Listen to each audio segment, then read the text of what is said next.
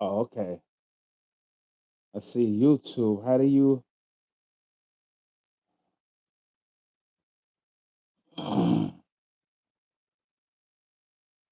Okay, okay, okay.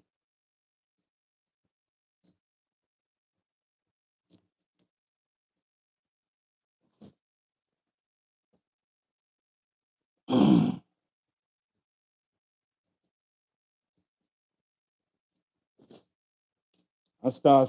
I don't see it up here on the other shit. On the screen up here. All right, fuck. Let me get it.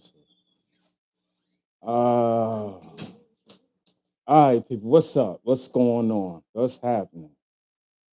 I hope everybody had a good holiday, a good Christmas and everything. You know what I'm saying? Caught me off guard a lot trying to get my stuff ready, you know. But I'm glad everybody had a good holiday. You know, everybody's still alive, which is a blessing. You know what I'm saying? Me and my wife, you know, it's a real special month for us because this is the month I actually met her. This is the month we smashed. This is the month we pretty much did everything together. You know what I'm saying? We even got married in the same month, and it's her birthday, which is December 27th. So you know, I'm pretty much I'm broke as I'm broke, as they say. You know what I'm saying? So I've been worn out. I kind of just woke up, you know, like 6:30. So I was like, you know what? Let me hurry up and get this thing ready so I could, you know, get on live tonight, which is a blessing. Again, you know what I'm saying? It's a blessing that I'm here. So we definitely gonna get into this, you know what I mean? Tonight I'm gonna be talking about the rise and the fall of the United Blood Nation and the New York Blood Nation. Yeah. And we're gonna definitely talk about the brother Robert Brooks that just passed away. You know what I'm saying? The officers in Marcy Correctional Facility killed him. You know what I mean? What's going on, John? What's going on, John Keg, man? Welcome, welcome, man. I'm good, you know. So, like I said, we definitely gonna be talking about these corrupted prison officials. You know what I'm saying? That be how would you say babysitting inmates in a correctional facility and they doing wrong. And you know how I feel from the streets. So you know officers like that need to be lined up against the wall. You know what I'm saying? They need to just be let. They need to just have it. So you know, let's get right into it, man. You know, hold on a second. All right, let's get right into it. You know what I'm saying? So first, you know, we're gonna definitely start off with me, of course, because we're gonna get into the whole thing with the prison system and what I got to say. I don't want this fly over your head. I don't want you to think that I'm clarifying or glamorizing gang banging. That's not the whole scenery here. I have a message. You know, it's real fucked up that people in my generation they don't talk to the young brothers. You know what I'm saying? And these young brothers is going crazy. They don't sit down and speak to them or even tell them the ropes about the streets or gang banging in which they had lived. You know what I'm saying? Like myself, nobody told me anything. I glamorized that shit because what they showed me in the streets was money, drugs, and pussy. So I was like, yo, you know, I come from a West Indian family from Trinidad. So I didn't grow up that much fortunate. You know what I'm saying? So, you know, the little things that I was hitting from and my parents tried to hide me from, what I looked out the window, I glamorized it and I wanted to be around it. And then they started making movies about gangster shit, like you know, Untouchables, all the Italian mafia movies. I wanted to emulate that shit. I wanted to be like Frank Nady and Al Capone and be tough and be recognized. You know what I'm saying? And I just wanted a different life. You know what I mean? I wasn't always the tough guy. I wasn't always, you know, standing on my own too. I was the oldest son. You know what I'm saying? So I had to fend on the streets. You know what I'm saying? The best way I knew how about myself. I wasn't fortunate to have a big brother. You know what I mean? They used to tease me about my West Indian accent and all of that. But eventually I had to prove myself, you know what I'm saying? And one thing led to another, and I started to hit the streets. But I'm gonna fast forward from that because I don't want to get into the street thing because that's not well, I am getting to the street thing, but I'm not getting to the legal aspect of it, which I have done before I went to prison, because there's some names that I can't mention right now. I got to check in before I mention certain names and certain events, because people lost their lives. People got locked up, things changed, and that's what caused me to go to prison with a 5 to 10 for attempted murder. Person got shot 11 times. Yes, I did it. I got caught on the scene with the gun smoking, hitting the dude, so I can't make him no lie. You know what I'm saying? So, you know, um, I got locked up. And at that time, my name was Buck Wild. The name King Slugger, that's just something new. Different chapters in my life. I always had a different name for different chapters in my life, because running the streets, I never wanted a person to find me, because I was always doing so much shit. You know what I'm saying? So if I was out of town and I claimed something else, my name would be something else. I don't like to be like certain dudes, they want their name to be ringing everywhere they go. That's how you get found. That's how the police find you, and you get tracked for all the shit you did in the past, because your name start adding up to shit. You know what I'm saying? So Buck Wild is a name I definitely had to let loose as well. There's a lot of history behind that name. So I get locked up. I'm 19 years old. I'm 19 years old, and I go to a Brooklyn house, right? A little scrawny kid. I'm about 5'6". I'm soaking wet. You know what I'm saying? Yo, my whole mindset was like messed up, because I was actually going to school and I was actually working part-time, because my son at the time was 2 years old. So at this time, I kind of retired, not kind of, I retired from running the streets, because my son was there and I had to take care of my little man. But the past caught up to me, and you know what they say, you guilty by association. You know what I'm saying? So I got caught up in a war that I didn't want to be in. I really didn't have anything to do with it, but I got caught up in it. So now I'm in Brooklyn House and I'm out of my mind. I'm scared. I'm like, what the fuck is going on? I don't know if this dude's gonna die, because now when I get an indictment, it's like a murder in the first, murder in the second, attempted murder in the second, assault in the first, possession of a weapon in the first degree, second degree, third degree. They hit you with all these charges, because if he dies, one of those charges is gonna stick. Instead of saying, yo, attempted murder and he died, then they can't charge me with murder, because you already charged me. You see what I'm saying? They do that, but they don't tell you this shit in the media, but this is what they do. So when you hear these celebrities and you say, oh my God, they got all these charges. They look what they did. No, that's just the prosecutor piling charges up, hoping that a charge will stick. All right. So don't be running around. You see all these celebrities, oh, they did this. No, it don't really go down like that. You know what I'm saying? So I'm in Brooklyn House. Um, like I said, I'm 19 years old. Running to two dudes from Crown Heights. I can't remember their name. They was part of the Low Lives. So we kind of clicked, because in jail, Brooklyn, for some reason, always clicked, because we're like the roughest and we're the deepest in the prison system. You know what I'm saying? So I go to Law Library one day. I'm keep hearing about these bloods, and I'm like, what the fuck? They got bloods in New York City? I'm like, whoa, like what they do this shit? That's some LA shit, you know what I'm saying? So I run into this dude in Lower Library named Shy 120, who I later learned. Well, actually, no, he told me his name, but I kind of forgot. Because when you first come to prison, you just get to know who you know and you keep it moving. You know what I'm saying? So, oh, pardon me. Hey, Monica, I hope your son listening. so, so me and Shy 120, we started talking. He telling me the ins and out of the prison system, because prior to this, I've been to jail before. I've been Okay, cool. Prior to this, I've been in jail before. My first bit I did a 2 to 6, so I was in Green Correctional Facility. So I was pretty much in and pretty much out when I went to state. They kicked me out. My son was born. I had a whole vision like, yo, I got to fucking get home. So I went home on work release. So I'm trying to show you why I wasn't in the streets no more, because I was taking care of my son. I had to do something. You know what I'm saying? Because my pops raised me, my mom's raised me. I don't know how to be a fucking deadbeat. So I had to figure this shit out. And that was crazy, because nobody was giving me directions at 19. You know what I mean?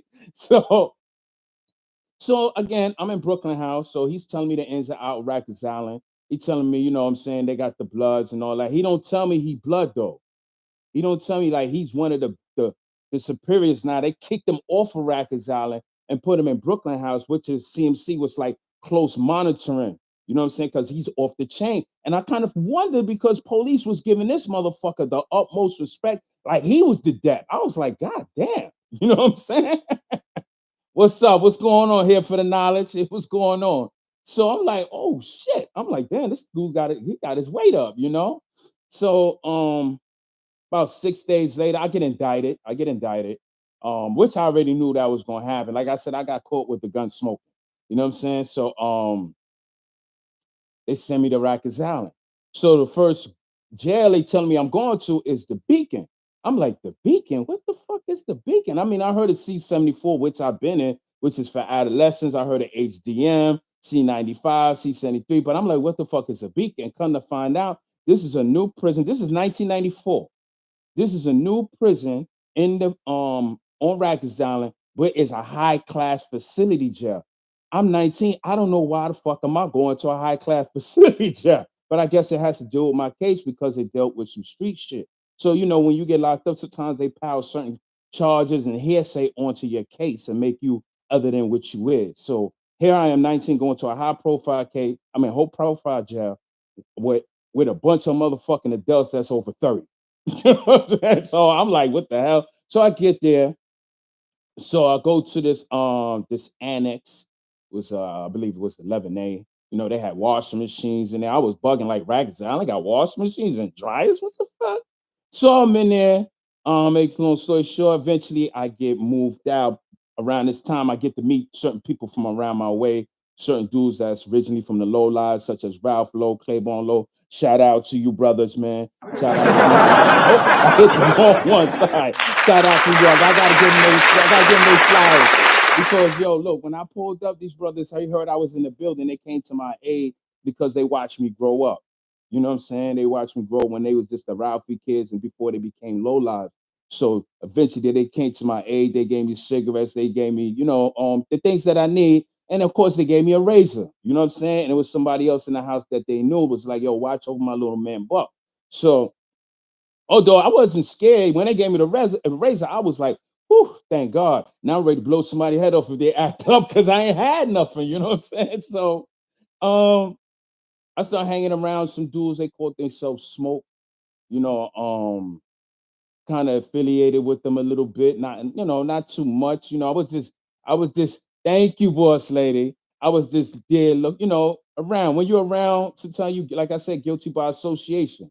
You know what I'm saying? So now, one day I go to medication. Now, before I begin, I want you to know I wore this sweater because I know some people that's gonna hear this story that was affiliated with what I used to affiliate might have something to say. I did this story before on Facebook, which was gonna be my last time. Because I'm not trying to glorify this shit. It don't make no sense you glorify some shit you ain't got nothing to show for. You know what I'm saying? So, but I got a message. So I said, damn, man, let me talk to the young brothers because they could feel where I'm coming from because I've been where they've been. They've been where I've been. You got to be where these young boys been in order to talk to them. You can't talk to them with a suit and tie or you ain't never ran the street and that. They got to feel your pain. They got to know where you come from. And then you got to look good to show them that you don't need that shit. You know what I'm saying? And you can still look good. But let's get to it. So I go to medication. And medication is like, this is where people actually do get their medication, but it's also the bust and move. You get to meet people in the hallway, you get to, buy drugs, you get to get whatever your hands need. You know what I'm saying? So I'm out there, I'm trying to get some weed, I'm trying to meet some cigarettes, I'm trying to meet my peoples, So they got this officer.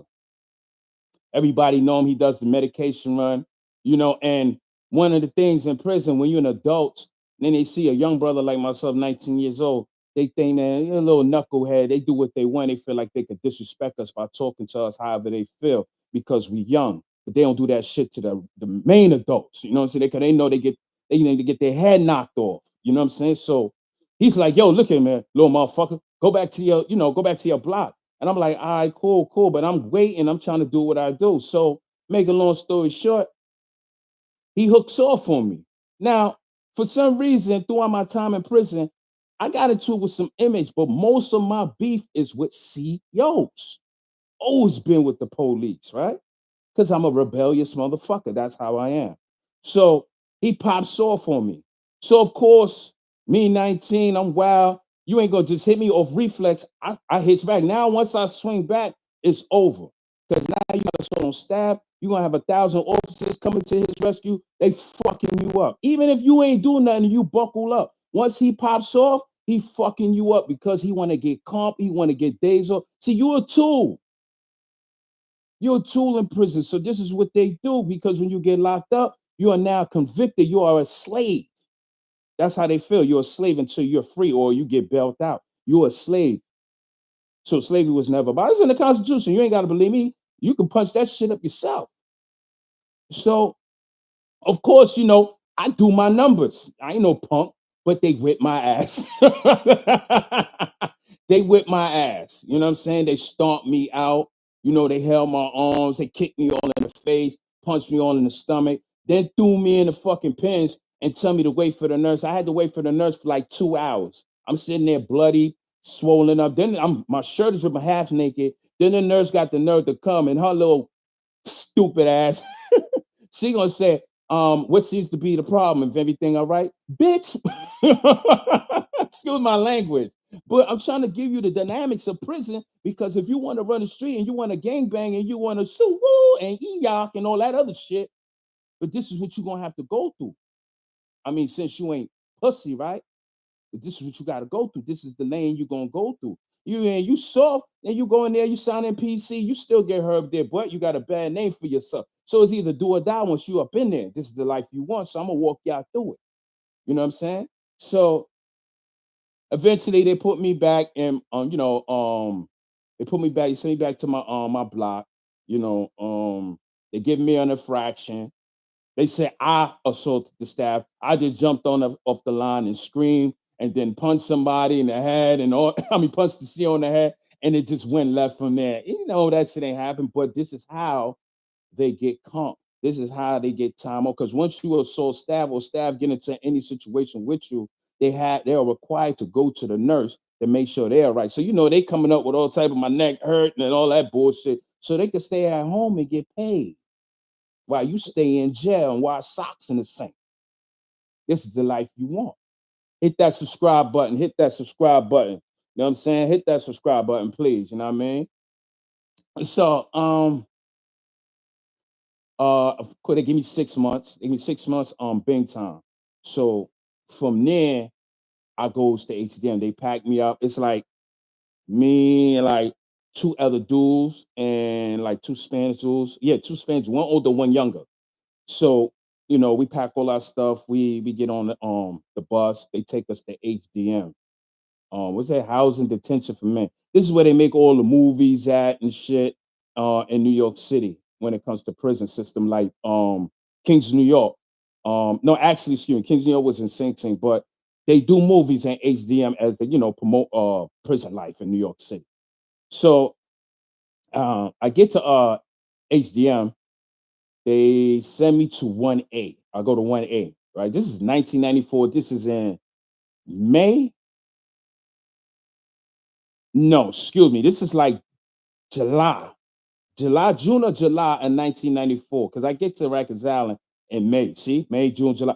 I ain't been there long yet in population. That's just how I am everywhere I go.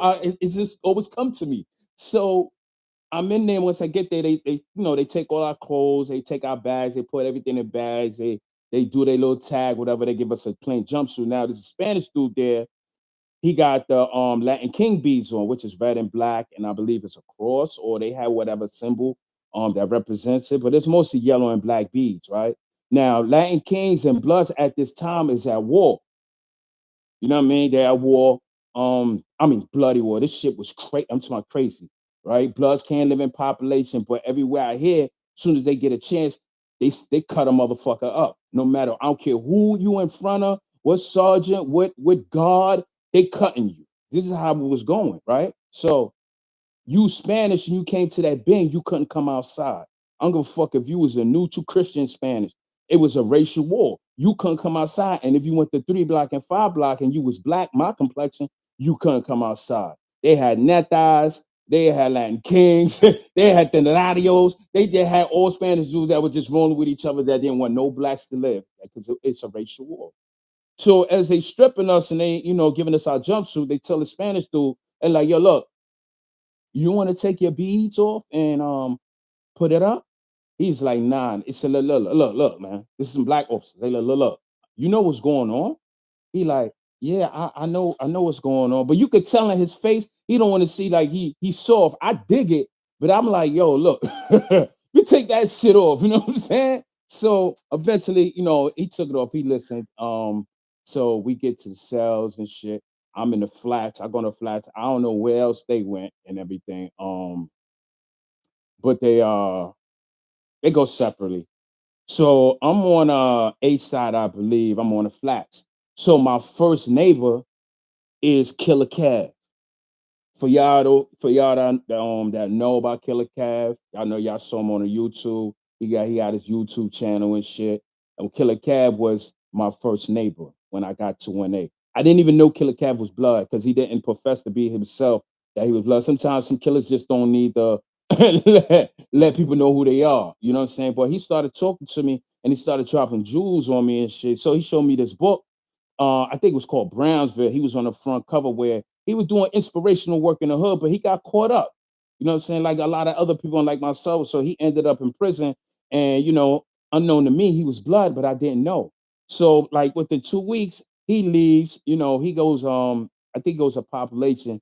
And I was wondering why the conversation he had, which he had, because he kept saying, yo, as soon as I get out there, the first nigga act up, I'm blowing his face off. I was like, damn, nigga, you just like nigga, you just going to population. Why are you ready to go crazy already? But I didn't know that he was banging. You know what I'm saying? This is a shit that a lot of motherfuckers that talk on this YouTube about this game banging shit with bloods that they're not telling you. They talking about how they was living. No, I came in this shit at one time. You couldn't live in population. It was none of that hats.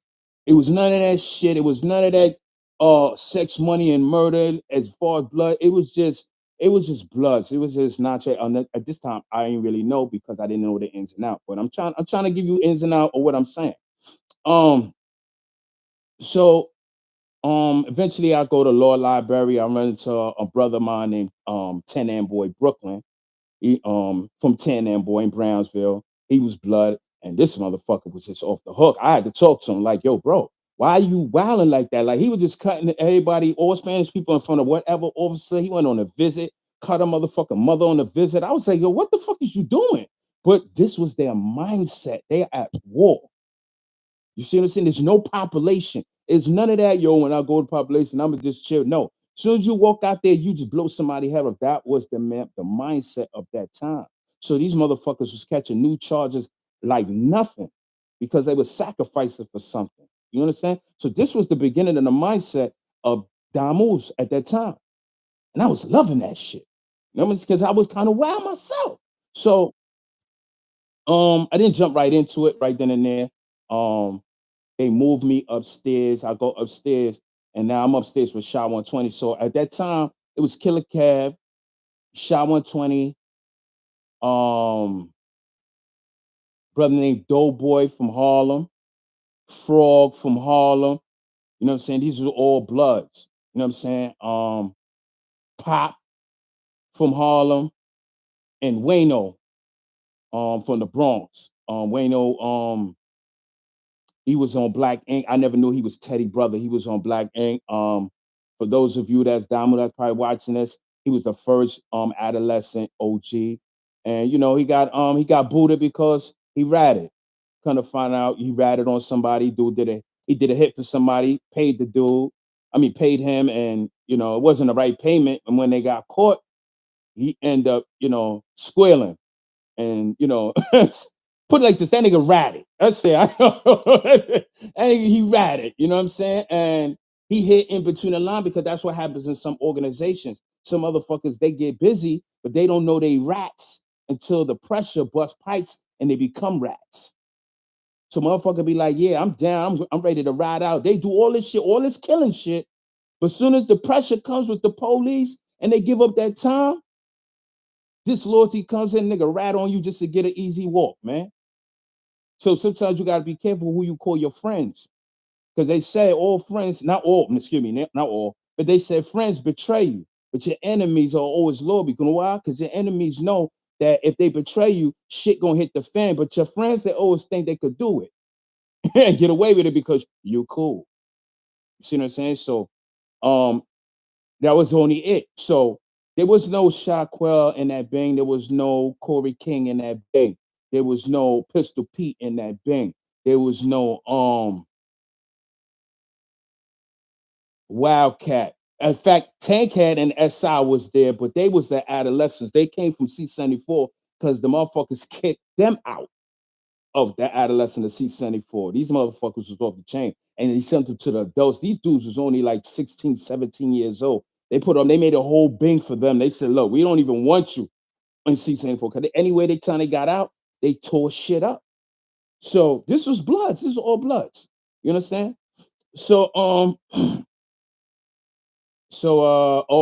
was also there was a dude named Uptown there called Up Guns. He was from Harlem. You know what I'm saying? I know y'all saying, damn, man, Harlem niggas. Yeah, it was. All these other dudes that was originally from Brooklyn that actually started it way before when I got there, they was already up north, which was called Gangsta Miller Bloods. They was already up north. That was NYB, New York Bloods. There was no UBN at the time. How was it United when there was no other sets? It was just not trade. But this is before I got in. I'm still new. I'm still coming in and finding my way around. I'm trying to shingling let my name be heard because I got all these crazy motherfuckers that get busy. I got to let them know I get busy too. But this is the mindset, the craziness that I had in my mind. So I go to law library. I'm working on my case because I'm trying to come home because I got a son. Hey, Chrissy the Dawn. Hey, thank you for the support. So I'm trying to figure out where I'm going with because I'm trying not to take too long. I'm saying, 'cause I want to drop messages and shit. So, I go to law library. I'm working on my case, because the lawyer that I had is not really helping me. You know what I mean? They're just trying to get me to cop out. This motherfucker ain't really doing shit. I'm trying to ask all the questions and figure out what the hell is going on because the dude I shot, it's a war. We're from the streets. You bust your gun too. You do what you do. So you should be able to hold it down and let me the fuck come home. At least let me do time for the gun charge. But you up here telling on me, writing statements and shit. You know what I'm saying? So I'm keeping all the statements for everybody around my way to let motherfuckers know on his side, yo, this nigga's a rat. So I'm coming back from law library, and the officers they escorting her because there's several officers because a couple of us that's going to the Bing. It's like 10 people, 15 people, you know what I'm saying, where I'm at in the Bing. Because they got a 1A and they got 1B. 1B is a different story. I'm gonna get to that. So as I'm coming back, I was trying to get something. I think I was trying to get some cigarettes from that other side when I was coming back.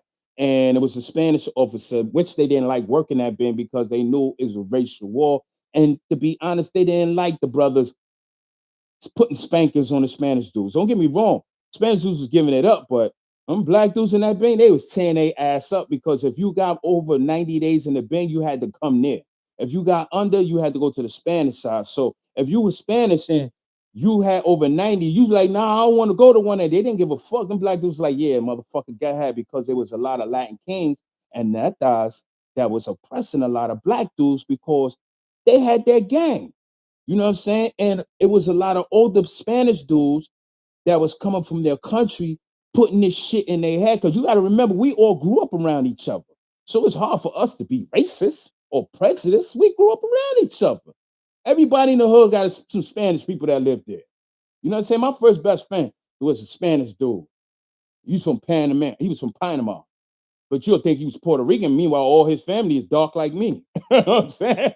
But that was the mindset. So he was trying to get me to go to my cell, and I was just like, fuck out of here. I'm buck wild, like I'm doing what the fuck I want to do. So he tapped me like, go ahead. So I was like, yo, man, you put your fucking hand on me again, it's going down. So he did, and it went down. You know what I'm saying? And me and him tussling, we start fighting. Two dudes that was with me, I guess, they felt the need to jump in or whatever, and they jumped in, but it was a lot of other officers. So even if they didn't jump in, being that they was around the scenery, CEOs is gonna pop on them too. Because remember, I said they need comp. So they play injury, they could get out. So we all fighting. All three of us is fighting. One of the motherfuckers that was fighting, he was butt ass naked because he got caught up coming out the shower. So he's butt ass naked. We all fighting. So of course, you know what I'm saying? Hold on, here for the knowledge. Yeah, Spanish people stick together in those jails, no matter what. Yeah, they stick together no matter what. Us, we don't know how to do that unless we're in an all-white jail. That's when we learn how to stick together. You know what I'm saying? So eventually, they whipped this out. Of course, you know what I'm saying? They whipped this out. I'm lumped up. They lumped up. We in the pens. The nigga that was dirty, naked, he like, yo, you should have left that alone, bro. You should have left that alone. He's butt ass. I'm talking about cock swinging. I'm in the pens like, oh my God, they got this motherfucker here. Like, and they had it there for a minute. They had him there naked for a minute. This is how they do, man. I'm walking you down with it. Walk with me. Walk with me. You know what I'm saying? A lot of y'all that's running the street that haven't been through this shit. Walk with me. You know what I mean? So eventually they put us back in our cells. We got checked out by the nurse and everything. They asked us, do you want to make a statement? Like, the fuck I'm making a statement again? I'm gonna use the officer to make a statement against another officer. Like, get out, that's a joke. This is what they do. So they could fuck up your statement because see, they don't want you to have a lawyer and you could get a lawsuit for assault. I ain't know this shit. I ain't know this. A lot of brothers ain't know this. This is why they was stomping us out and beating us up. Oh, we're gonna get to upstate with them white boys. We're gonna talk, we're gonna walk with me. You wanna run the streets, right? You gang banging, right? You know what I'm saying? You're a gangster, right? I walk with me because I did this gangster shit. I'm gonna show you what's the reward for it. So eventually they give me 90 days. Now I got 6 months. That's 600. Yeah, I got 6 months from the fight with the officer in the Beacon. On top of that, I got 90 days now. So I got 9 months total, right? In the bank. So to me, that ain't nothing because these dudes over there I had like 3-4 years in the bank. That's unheard of on Rikers Island. Okay. That means you really have a mental issue. So, well, mental issue for us being violent. So I'm like 9 months. I'm like, all right, cool, fuck it. But now I done met so many friends. Associates that became my friends, became my road dog. I don't really care about population now. You know what I'm saying? So now they moved me from 1A. Upstate is more ruthless, but that Rikers Island, man, that shit is war. Yeah, man. That Rikers Island shit is war. You know what I mean? Upstate is more deadlier. We're gonna get to that. So now they moved me from 1A because I don't know, the officer saying he got, I guess, cut or he was really injured. We did put a whipping on his ass straight like that. So they moved me to 1B. Now 1B is a full restraint bank. This is all the head cases. Now, excuse me. So now Deadeye comes down. Deadeye, who is at this time is the godfather or acting OG of the Bloods. Now, him and Shy 120 is going at it for leadership because Deadeye keep going upstate and coming back down, and he leaves Shy 120. So when you leave and you got the head honcho that moves the crowd on Rags Island, he gonna take position. You know what I'm saying? So they meanwhile they beef, and I'm hearing about it, but not so much because it's a blood thing. I'm not blood. I'm just a street dude that came from a war on the streets. You know what I'm saying?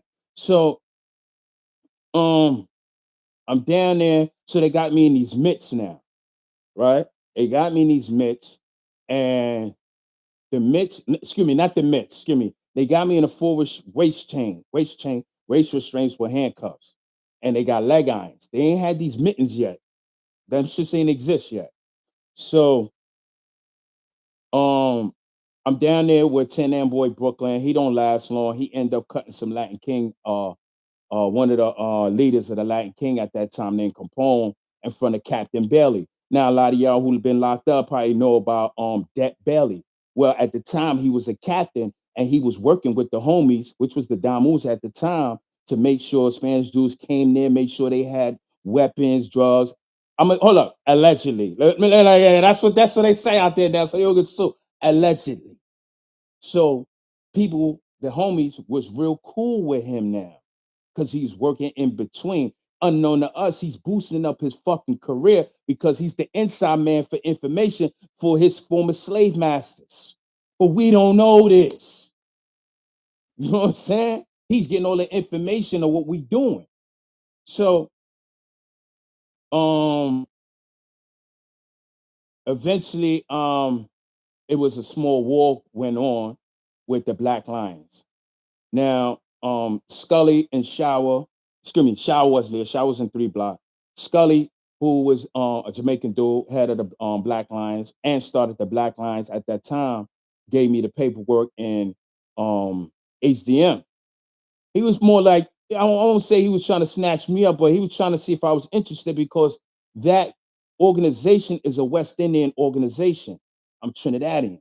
So he probably felt the need like, yo, listen, you could still come over because you full Trinidadian. Both your mother and your father is from the West Indies.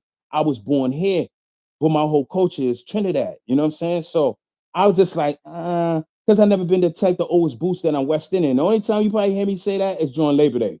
You know what I'm saying? Because I feel like I don't need to boost of who I am. I know who I am. You know what I'm saying? Don't get me wrong. It ain't nothing wrong with taking pride of who you are. You know what I'm saying? So a war started because a dude around my way named Lily had a situation with Sha 120 and they wanted to get at Lily and Juma service. Yeah, they was gonna tear his face off in Juma service while the prayer went on. Yeah, the shit was crazy in that bank. You know what I mean? Unknown to me, Lily ain't put me on, but this was going on around me, and I didn't know. And you know, the way they was lined up, from what I seen, they was gonna get at him, but I didn't know what they was doing until I would explain later. So the next day, we come outside, Lily cuts Pop. You know what I'm saying? Pop chalk it up like, oh, okay, no problem. They ain't a full regular handcuffs. And eventually Lily gets in full restraints with me. Pop goes out there and cuts Gangster, which is a Black Lion. So now it's a small war between the Damus and the Black Lion. See, you don't hear this type of talk for these niggas that be on YouTube. You know why? They wasn't there. Not saying I'm sitting on them, but it's always a beginning before some people always try to say it's a beginning. That what they say is really not the beginning. That's how these dudes came about. You know what I'm saying? Yeah, Shaquell, Corey King, Pim. This is how a lot Brim Pee Wee. This is how these dudes came later on. You know what I'm saying? So it's a small war. So I'm like, I'm standing aside because I'm not trying to get caught up. Because I'm like, both of these motherfuckers is my peoples. And now they at war when they got a bigger war going on. I'm like, I'm not going outside. So I stayed inside. So we had a way how to get out the way chain because they went outside and they got busy. So they put the chain around you. But what we used to do is we'll put our finger like this and twist the chain. So once they put it around and try to put it tight, once they lock it and you let your finger go, the chain is loose. So this is how I used to come out my chain and I used to do my numbers. You know what I'm saying? So that happened one day. Well, prior to that, it started getting a little crazy because it was a brother named Magoo and Audi who later on became Bloods. Magoo later on became the acting godfather of non-trade gangsters, but at around this time, he was a Latin king, him and Audi. And they couldn't come outside. Well, at this time in 1B, you can go from you could come out, but they separated us. You know what I'm saying? They made sure the Spanish dudes stayed on one side in the cage and we stayed on the other side. You know what I mean? At this time, you know, my mindset was I was rolling with the homies doing going through the war, but I wasn't blood. I was around this time I was started acting like I was blood. I had a red bandana, but I wasn't blood. I was always like that. That was just me. You know what I'm saying? So of course they moved Pop, they moved Gangster. No, Gangster stayed, but they moved Pop. You know what I'm saying? Around this time as well, I started hearing talk about a dude named Kool-Aid.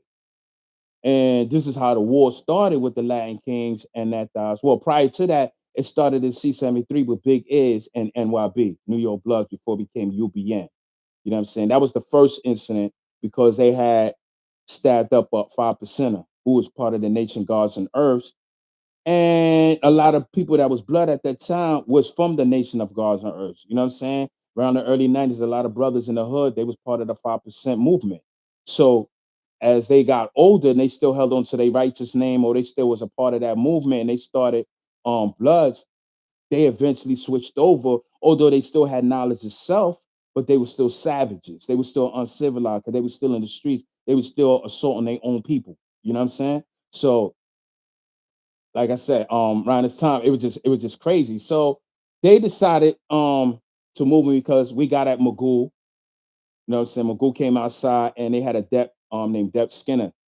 Um, this white boy, he didn't care. He was like, no, if you ain't coming outside, you ain't coming outside. We're not doing no separation.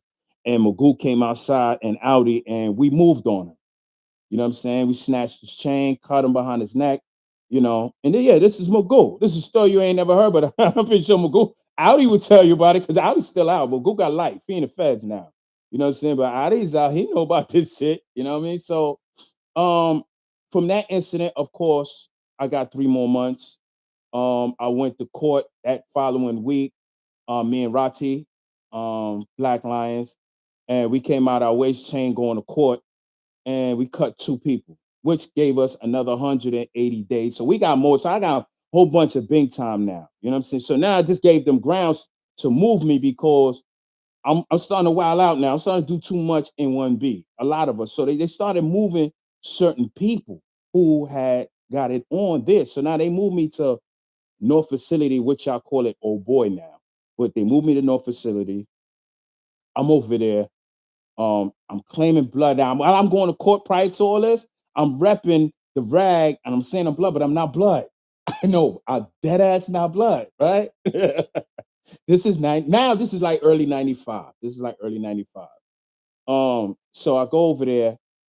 So a few people that knew me from going to court because I had a lot of new charges on Rikers Island. So I used to go to Bronx Criminal Court for new charges. I had like 4 or 5 new charges around this time on top of my charge. You know what I'm saying? Now around that time, people was getting new charges, but it wasn't like it is now. People was getting new charges and come a few months, and they say, oh, they just dismissed the case because it's jail shit. They don't care about that. They care about street shit. You know what I'm saying? So I had like 5 or 6 charges. I don't know. But they moved me and I'm like, yo, where I'm going? They're like, yo, we don't know yet. So I got my razor, I'm armed up. I'm like, all right, cool. I put my bandana on around my neck. I'm like, yo, I'm saying my goodbyes to everybody. So now they got me on 5 North. Oh boy. Now in the 5 North, 5 North is a motherfucking that was a whole Spanish bang. It was none but Lancans and Niatas there. Now, Niatas is kind of weird because they take anybody, any kind of human being you are, what you a good person, they take you, even if you gay. Like they had neta dudes, fucking neta dudes. That shit was just crazy. I knew that wasn't for me, right? But that was their organization, which started in Puerto Rico. So they shit is type different. Whereas in out here, Land King started in Chicago, and this dude King, what's his name? I believe King T. He revolutionized it over here. So Spanish people stuck together. So that's how shit started. So when I get to the bank, it's nothing but them there, and I walk in there with my bandana on. So immediately I put a target on my back. Right. So I hear them speaking Spanish. I'm in a cell. Ah, da, da, da, da, da. I'm like, oh, so they saying a sangre, which means blood in Spanish. Now I know, I know they talking about me. You know what I'm saying? So I'm like, all right, I know what it is. It's the first person I catch, the first Spanish dude I catch. I'm blowing his whole fucking face off, no talking anywhere, anywhere. You know what I mean? Because now my mindset is I got to get the fuck out of there. Because now they got porters there, they serve the food. They niggas could dab me on food. I could starve to death in the cell. And I can't tell the COs that's snitching. So I got to let my motherfucking razor or whatever ring to get the fuck out of there. So eventually they was feeding me, saying what's up and all that and everything. And I'm like, yeah, what's up? And I'm playing it small because that's what we was doing in 1B to Spanish people. You know what I mean? It acted cool and all that. But as soon as your ass come out and we get to you, we gonna get at you. So um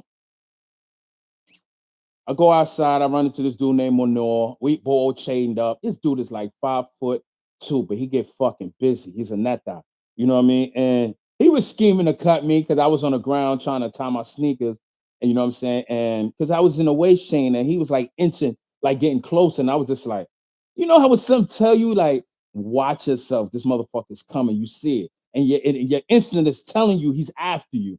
And that's what was telling me. So I got up and I was like, I just let him know, like, yo, Manor, I get a chance, I'm gonna blow your shit the fuck off. You know, he's like, nah, I ain't trying to come at you like that, or whatever the case may be. But eventually, nothing happened like that. Them Spanish boys, they really never got at me, never got a chance. I keep my respects to them, you know what I'm saying? And I give them their round of applause because they never did nothing foul for my fool. You know what I'm saying? They I gotta be honest. They acted 100. They acted like men. Like, yo, we're not gonna disrespect your food or anything like that. We're gonna catch you on our time, and we're gonna handle you like a man. So I respected that. So nothing really came of that. And then next, I took a plea bargain. You know what I'm saying? I took the 5 to 10 because I couldn't get out of my case. You know what I'm saying? The dude I was trying to find, I couldn't find. Eventually, people that said it was my man's, people that I grew up from around the way, people I ran with around the way, people that I went to war with other motherfuckers around the way that resulted in a lot of casualties wasn't there for me. I was on my fucking own. My parents wasn't there for me. Not that they didn't want to, but they got tired of my shit. Like, I've been running the streets since the late 80s. And then they like, listen, it's like you don't fucking get it. Like, how many times you gonna keep getting arrested and we gotta keep coming to your aid? Like, you know what? We pacifying this shit. Because when you doing all of that for your child, that's what really you really doing. You pacifying your child and you giving them the okay to do shit like that. Because it's like, yo, I get locked up. I know my mom's gonna be there. I know my pop's gonna be there. And you running the streets, you don't fucking realize what you're doing when you get locked up because you're putting a bill on your mother, your father, you're giving them another bill. You always need money, you always need soap, you always need food, you always need some fucking shit because you're a baby and you can't take care of yourself. So now you put this hardship on your parents. Bad enough, you give them a fucking headache running the streets. See, you got caught up in this gangbanging shit, but I got a message because I want to walk with you. I want you to walk with me because if you run in the streets and you banging, this is the shit that you got to go through since you representing, right? You know what I'm saying? So hold on, let me see. Thank God they ain't do nothing for the full word. I was like, if they would have did something to my fool. I would have just played emergency sick call. I'm like, yo, I got an asthma attack, and I would just went down there and pick a herb and got out the jail because now you starving me to death. You know what I'm saying? It's human needs now. It's survival of the fittest. Um, Okay, bro, check you out with the sound effect. Yeah. Yeah, I got the sound effects. In business, when you start your business and you start growing, it always starts as a pebble, and eventually you grow. You know what I mean? It takes time. I got the sound effects. The next will come the banner. I have to walk with me. You know what I'm saying? Everything is a lethal logic to my madness. So now I take the plea bargain. Like I said, my peoples is not there throughout the time. I'm not gonna lie. One of my mans, he did come. I'm shout out to my man Pooba Max. He did come see me twice. He brought me some of my clothes, some soap and stuff. I ain't asked him to do so much because I know the hardship. You know what I'm saying? And I've been in that situation before. It's very hard on people on the outside to start putting their time to the side for you to always run up to a jail where they always got to clear metal detectors and take off their shoes. Now they in jail. Nobody wants to go through that shit, but they go through it because they love you. So when you get locked up and your peoples ain't there for you, yo, sometimes you just gotta understand, motherfuckers ain't cut out for that. You can't force somebody to do shit they not built to do. They may act like it. Yeah, your son, as soon as you get locked up, we got you. This is what they do. Yo, just send your moms to your girl. Nigga, why I gotta send my moms to my girl? You already know the ropes. Come see me. You ain't got but this is what happens when you walk this path. So now I take the 5 to 10. I got a 5 to 10. I got like a year and a half in. So I'm like, okay, maybe, I'm gonna go to a media. Now I'm getting away from all this gangbanging shit, right? Getting away from this. Um, I go upstate. I go to downstate. Now when I go to downstate, things don't look too good. because now Deadeye is up there. Now I got a real close relationship with Deadeye and the homies and Black Lions. Like we're like brothers. You know what I'm saying? So I'm up and down state. R.I.P, Face, Black Lions. They there. A brother named Fulo from Marcus Garvey. He's there. He's not a homie, but he run with the homies. He's there. And another dude named Benji, who became one of the prominent hitters in Damu Nation as a Spanish dude besides Magoo. Like, I mean, I give it to Magoo, but this dude, Benji, this nigga was an animal. And S.I., that was his right hand man, but he was a Spanish dude, and he used to be real hurt that he couldn't become blood because he was Spanish, because at the time, bloods couldn't, no Spanish dudes could be blood. That's just how it was then. If you were Spanish, you couldn't be blood. It's a war, it's a racial war. So it's we up there now. So Benji, he gets into a situation. I'm working in the mess hall now. He gets into a situation because he was cutting a lot of net thighs because he was net thighs. And they had a green light on him. So on Rikers Island, he was cutting a lot of Spanish dudes, and they was calling him a traitor, shit like that. You know how that go. So he telling us, yo, listen, I'm about to pop off. I'm like, what happened? He like, yo, listen, dudes approached me in the gym, and I ain't trying to wait for them to do anything to me. So I'm letting it go in the mess hall. So I'm like, all right, cool. So I let Rotty and everybody know. We like, yo, listen, as soon as your shit go down, we popping with you, and we all going to the box. We up out of here. So he like, all right, cool. So he gets get in the mess hall. I'm up there serving this shit. I got the razor in my mouth. I'm getting ready. Before I know it, this motherfucker done cut 3 or 4 Spanish Latin Kings or Spanish dudes, right? These motherfuckers is leaking. I mean, leaking before we jump up. But as soon as it started, it was over. I said, oh shit. So I'm like, I'm looking around, I'm looking at Roxy. Maybe we gonna just finish this shit off. You know what I mean? So nothing came about it. They snatched some Spanish dudes up, they snatched Benji up, and they move him to the box. Now he's in the box, right? Which is totally different because it's 23 hours a day lockdown. You only get 1 hour rec. That's it. No phone calls. That's it. You lost all your privileges. See, when you represent, you banging, you clean your nuts hanging, you do all that. This is the type of shit you gotta go through. So you ain't calling your family. You get visits, you can write letters, but you're not calling your family. You're not calling your baby moms. You're not doing none of that. That's the sacrifice you gotta make if you want to bang or if you want to represent when you're in prison. You know what I'm saying? So you gotta be careful what you choose. Tell you this whole prison shit is a headache. See, they teach you this street shit, but they don't teach you this prison headache shit. So I runs into Deadeye. Well, prior to that, or around that time, I tell Deadeye, I say, yo, I'm making my decision. You know what I'm saying? I say, y'all want to be blood. So he like, all right, cool. I said, so when I'm coming out to do the burns, because they used to do like 3 burns and like a triangle sign that represented a dog paw. So I was like, when I get my burns on my chest, he was like, man, we don't do that shit no more. I said, oh, well, then I don't know. Open that. He said, I'm gonna send you everything. You ain't got to do that because you've been representing long enough with us. So we ain't got to do that. You get a pass, buck. So I'm like, all right, cool. So now I'm walking around the jail now. Now I'm cocky. I'm writing this shit on my gloves. I'm writing it on a white handkerchief. I'm walking around in the jail. But at this time, you can do that. You can't do that right now. You get written up for gang activity and all that shit. But around the time I was doing that, so a lot of Spanish dudes that I knew that was cool with me was like, yo, what's up with you?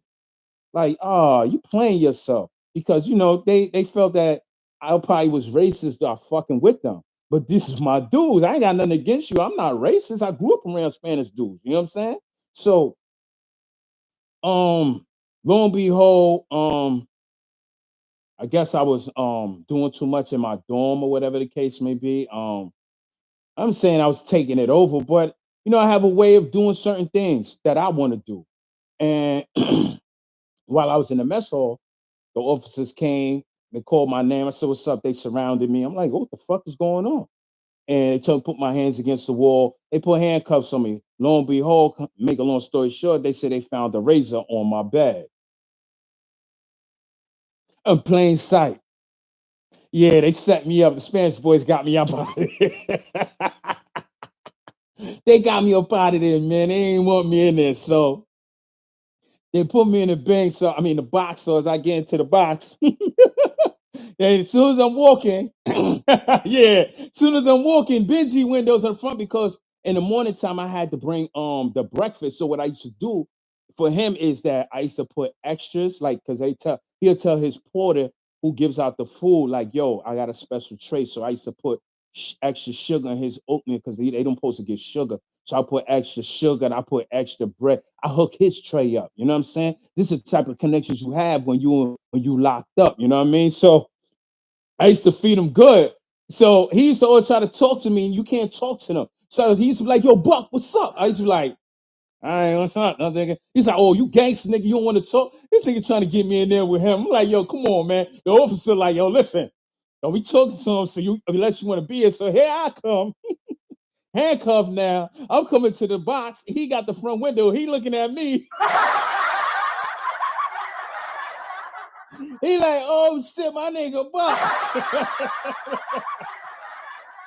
So here I am. I'm in the box now. Um, they put me against the wall. They strip searched me. You know what I'm saying? And that's one of the things that I don't like when you go upstate first and initially, and when you go to the box, is when they do the strip search. You know what I mean? And then they tell you some shit that you're not really comfortable with, like you bend over and you spread your butt cheeks. Now, I ain't no pause. I ain't no young boy. I don't do that shit. I like pussy. I don't gotta say that. You know what I'm saying? So they do that and tell you to spread your ass cheeks because they want to make sure you don't have a razor that's wrapped up in tissue and plastic with a string hanging out your asshole. Yes, I have done that many and plenty of times. That's called survival. And there is a whole different ball game. And there is fucking war. You have to do certain things that you're not proud of in order to survive. That's what they do. Some motherfuckers is just gay for the state. They got 3 years, but they fucking men in the ass because they don't know how to be strong enough to just use a magazine and jerk their dick. So they look to a man for satisfaction. This is the shit you gotta go through and see. And you might see your man doing that shit, sucking dick and shit, or turning into a woman. Yeah, I seen that too. Motherfuckers don't even have life, and all of a sudden they turn into a tranny. And they got BBLs and shit before you even had BBLs. Yeah, because they taking the estrogen pills, the state gives it to them. They promote homosexuality in prison. Yeah, they give them the pills, man. They walk around with titties and everything. This is the shit you gotta go through. Walk with me. It's a lethal logic to everything that I'm saying. You know what I'm saying? So now, after that, this Elsa then strip searched me and I get in my cell. It's just three hard walls, a little dim light, little push button for the hot water that ain't even really hot, and cold water. And it's fucking cold. For some reason, that jail when it's wintertime is always cold, right? And for some reason, it was summertime, but the shit was kind of cold, right? I don't know. It was kind of cold. So at this time, you could smoke in that box. So we was able, people was like, yo, what's your name? And I tell them, I was like, yeah, I was the dude that making y'all trade. They was like, yo, we got you. We sending you son, Benji cosign. So I was getting certain things because I was already, fattening up the trades, not like his trades, but I was looking out for those because that's how I am because I know how it feels to being put in those type of situations. So you look out for motherfuckers. You know what I'm saying? They always say when you do good energy come back to you. So I try to do something positive for the brothers that was locked up in that type of situation. Now here I am. I'm in that situation, but ain't nobody was looking out for me. I was on my own. Even the motherfuckers that knew me and claimed they was cool with me, they left me for dead when I went to the box. I always had that habit of that. I was always being left for dead and always trying to figure shit out on my own. And when I got to figure shit out on my own, it just becomes violence because it takes violence to get what I need to get. I can't talk a motherfucker out his shit. That's just the way I was. And all of that always came with a reaction, which was consequences. Here I am doing the same shit and I'm still in jail. And I'm doing shit, getting locked up in jail. How you get locked up in jail and get locked up again in jail?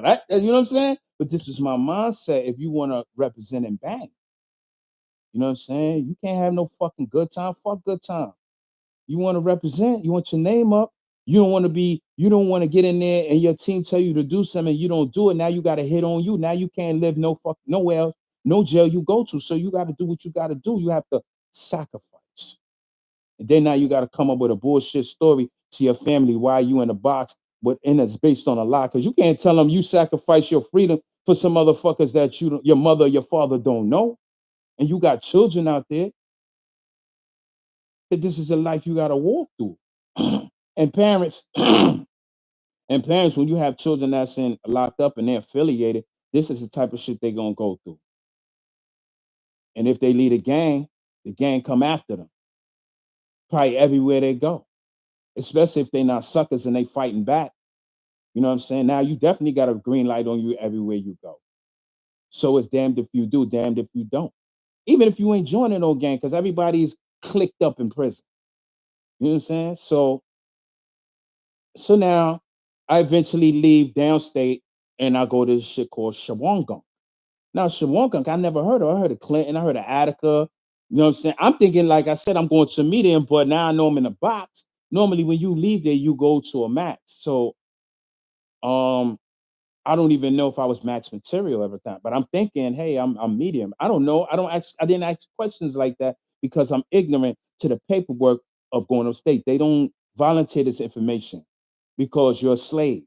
All you need to do is get a position as a mess hall worker or a porter to clean up the jail because you a nigga, you a spick, and you a slave. This is how they look at you. This is how they treat you.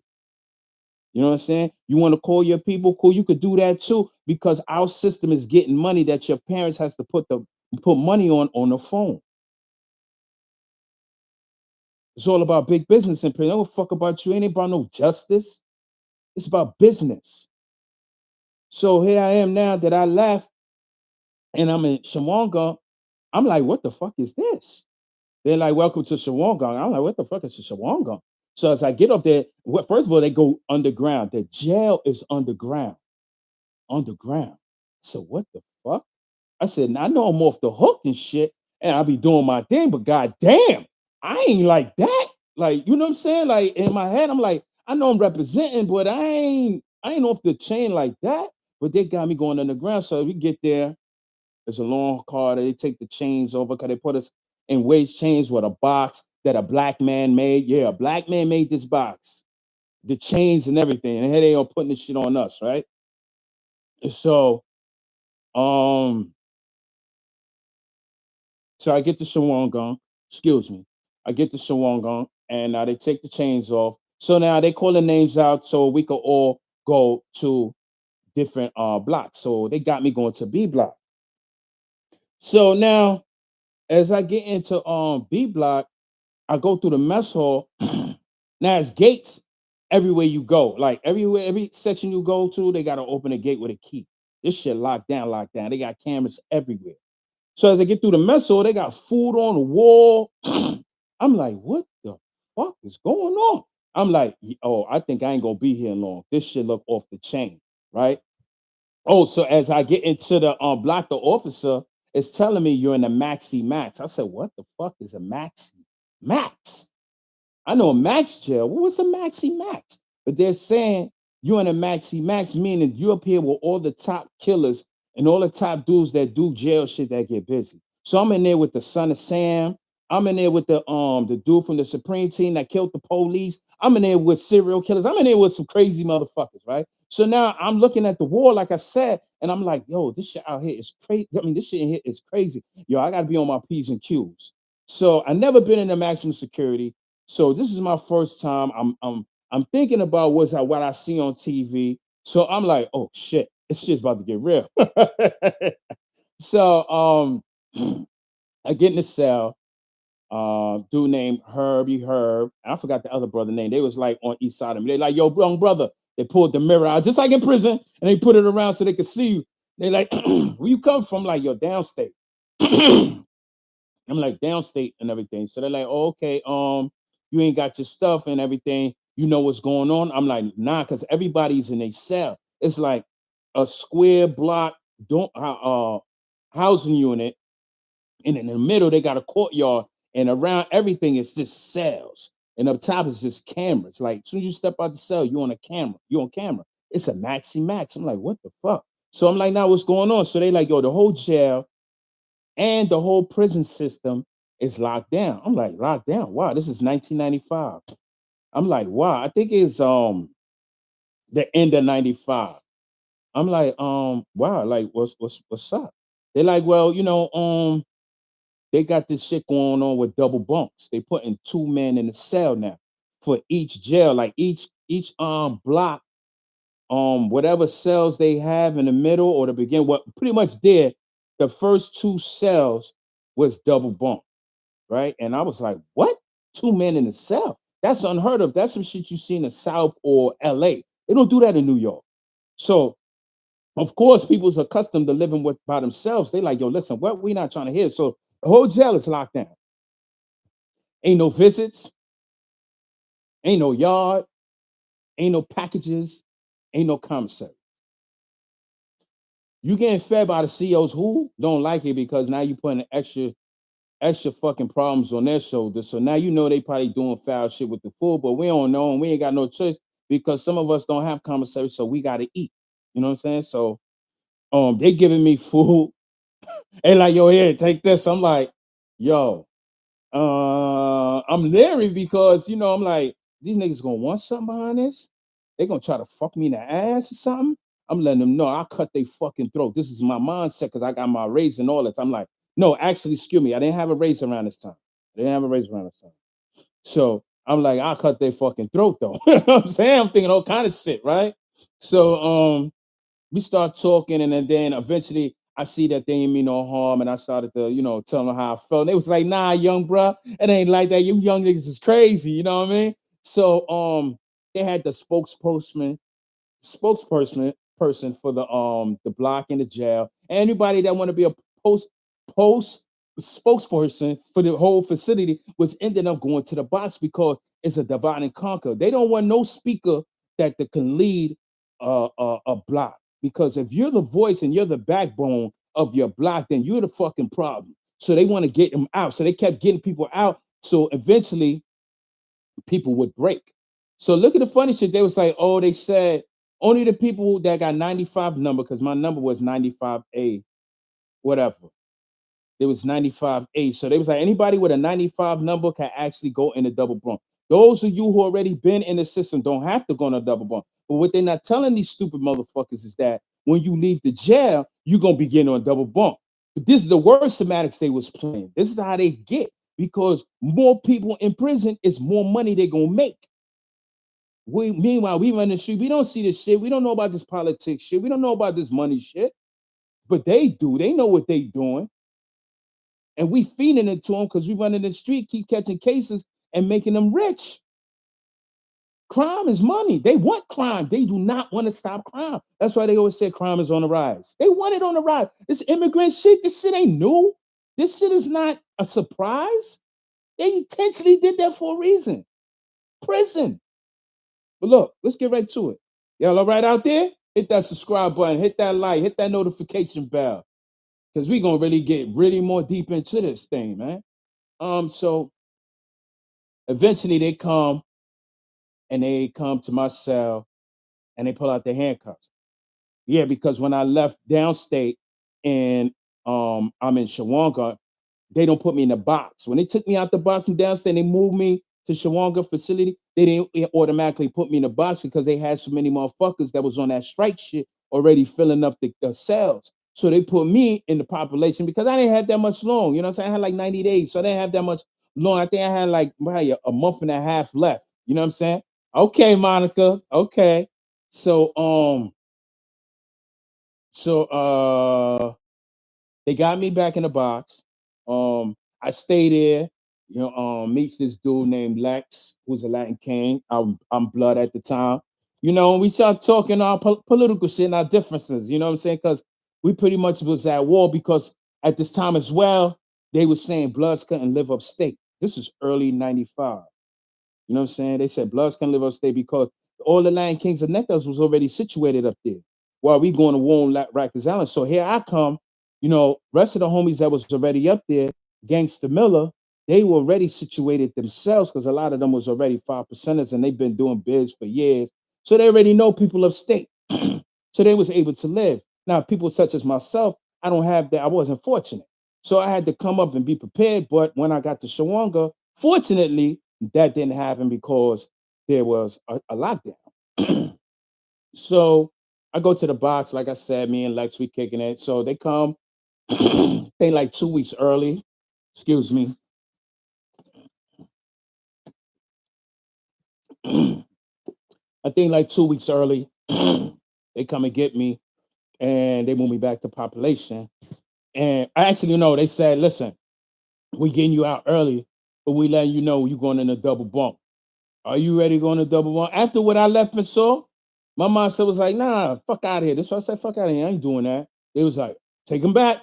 So I go back in the box, which I was pretty much used to now around this time because I've been in the Bing all this time on Rikers Island. Now the box, I'm saying, I'm getting kind of used to this shit. So dudes was wrecking me in the box. They're like, yo, Buck, you the only one and in the prison system still on strike. Everybody else caved in. Here you are still trying to be stand up and be on strike. Nigga, you need to go out there and go in your cell and do your bid. So I was like, all right, cool. So they came a couple of days early again, and they brought the same presentation to me. I accepted it. So I go into population. They put me inside. I had like, they say you got like a week. I think I had like a week left. So they say you're going to just gonna be on key block, which means you're actually in population, but you're actually not in population. Like you're still locked down to 23 hours. There. It's like a step and a step. It's like what they call it. It's like work release or what they call for the feds, the halfway house. It's like a step before you get into population. You know what I'm saying? So you can actually get things from people in population because you're on the gallery, but you just can't be in population. Logan, what's good, man? What's going on? The destroyer. so, so I get there, eventually I run into another blood named Brooklyn from East New York. He's from Cyprus. We was kicking. He made sure I was all right and everything. He was working in the mess hall. And pretty much that prison wasn't pretty much that wild, which I thought it would be, because you got all these killers up in there. But you had people that have been there for like 20 something years.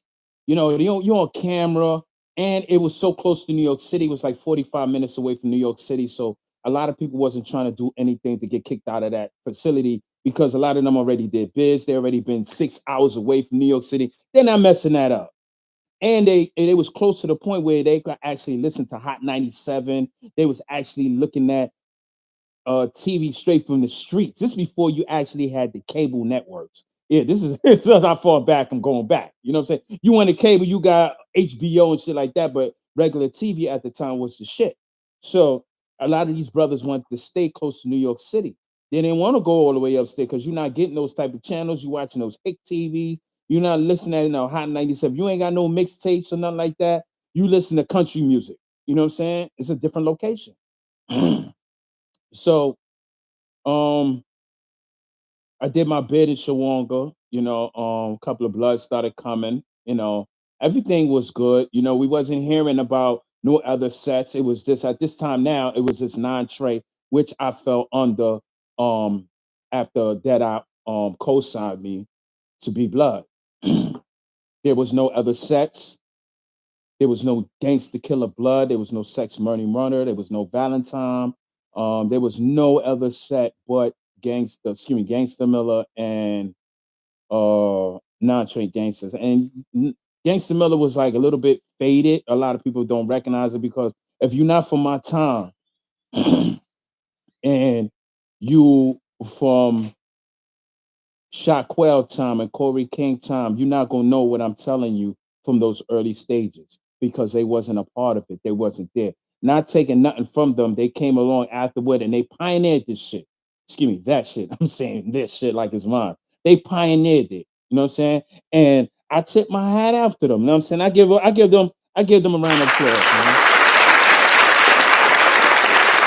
Because they did it. They paved the way for Gangsta Mill and a lot of other things that I fell under. And I would get into all that. So eventually, lo and behold, they told me pack up. I never got into an incident in Shawanga. I was good. I was working a mess hall. I was doing my thing. I was getting my little coins. I had no choice because my family wasn't taking care of me. So I had to work in the mess hall, and I was getting some shit like probably like $12 every 2 weeks. So I had to buy real soap, not the state core craft soap, 'cause that should make you ashy. I ain't lying. I wasn't like a lot of other people. I wasn't fortunate to get money orders because my family was upset with me.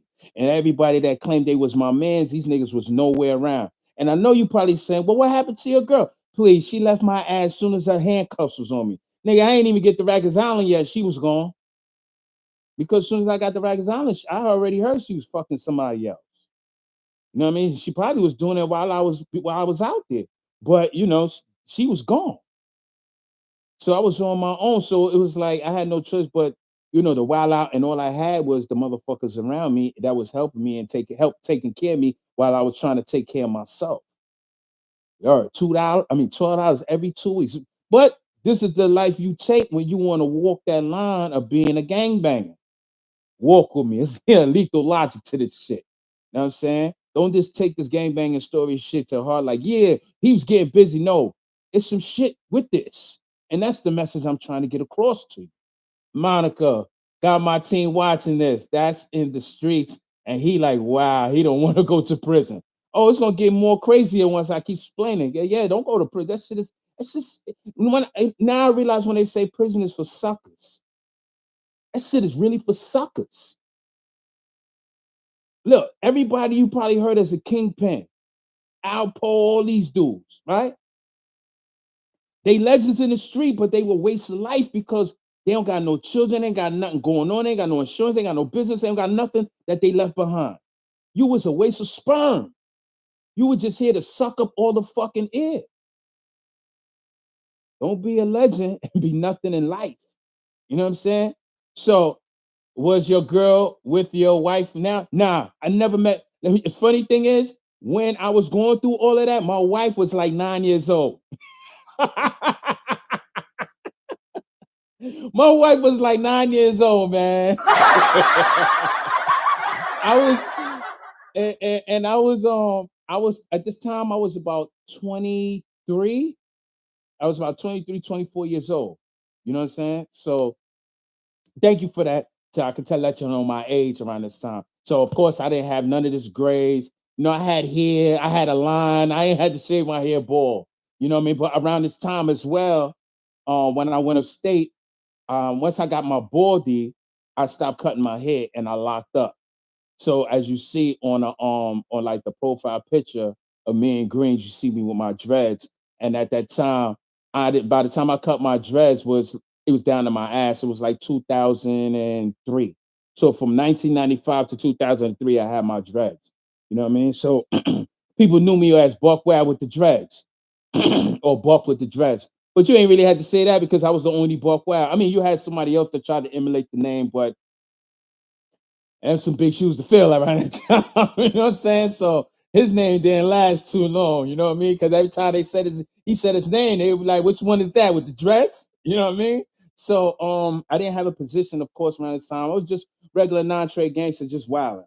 You know what I mean? So they packed me up and they was like, "Yo, you leaving the jail?" So I'm thinking, okay, I'm going to a medium. Now I got like probably like 3.5 years left. I'm like, I'm about to go home. You know what I'm saying? I'm calling my family. I'm speaking to my moms. I'm speaking to my pops because I love them. I miss them, regardless of how they feel. I mean, at the end of the day, as soon as I came out, they was there. They raised me. They took care of me. They fed me. They sacrificed. They did so much. So how can I be mad? And I put myself in that situation. I'm the fucking one that's doing the bid, not them. But at this time, I'm really not really comprehending a lot of it, but I'm still calling because I still love my moms and my father. And my little brother around that time was like 9, 10 years old. You know what I'm saying? So I miss him too. So I'm trying to call and reach out because, while I was running the street prior to get locked up, I wasn't home. I left home and me and my parents wasn't on good speaking terms. So it was a lot. You know what I mean? So I'm going through a lot. There's a lot on my head. I know I'm not coming home. So, my mindset was different around that time. So I get to Auburn because that's what they told me. Excuse me. They tell me I'm going to Auburn. I'm shocked. I'm like, wait a minute. I'm supposed to be meeting now. They like, they still got you max. I'm like, yo, what the fuck? Why am I still maximum security? Like, I'm not doing that. But for some reason in my life, I always had it hard where I always had to walk through hell on earth to survive. You know what I'm saying? So I get to Auburn. Now this shit was different.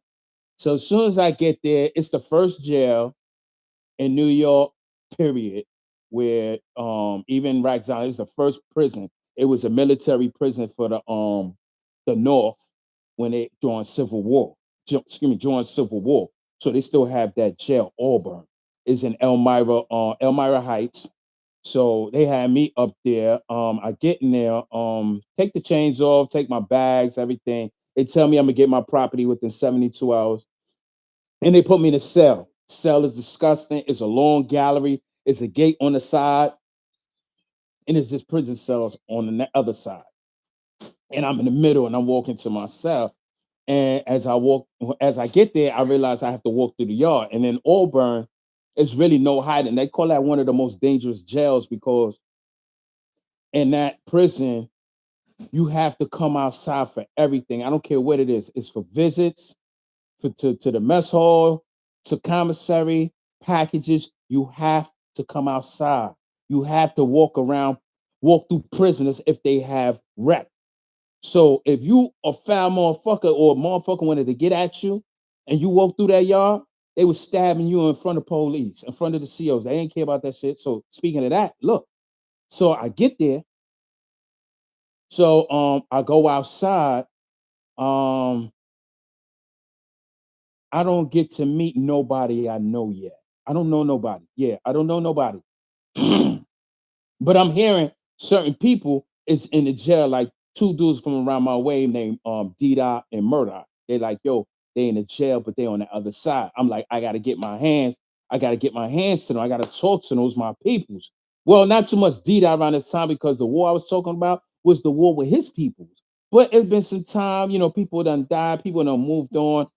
I still consider him kind of cool because we all grew up together. You know what I'm saying? So I'm like, I got to get over it. And plus, he over there with Murdoch. So it seems like it ain't no shit went on with them two because Murdoch from my side. So I'm like, okay, cool. So I got to get to them. So I go outside after like 24 hours of quarantine, which they quarantine you because the sergeant has to come interview you, make sure you don't have any beef in the jail, make sure if you want to sign in the PC before you hit population, they want to secure you, make sure you are right. You know what I'm saying? Because they don't want a lawsuit. So eventually I go to population because I ain't going to no damn PC. So I go to population. I'm blood. I got the shit on my hand. I got the gloves. Blood. Y'all saying I can't live here. It is what it is. I'm representing every fucking where I go. I don't care. That's just me. I don't have no razor. Look, I don't have no razor, but I'm outside, right?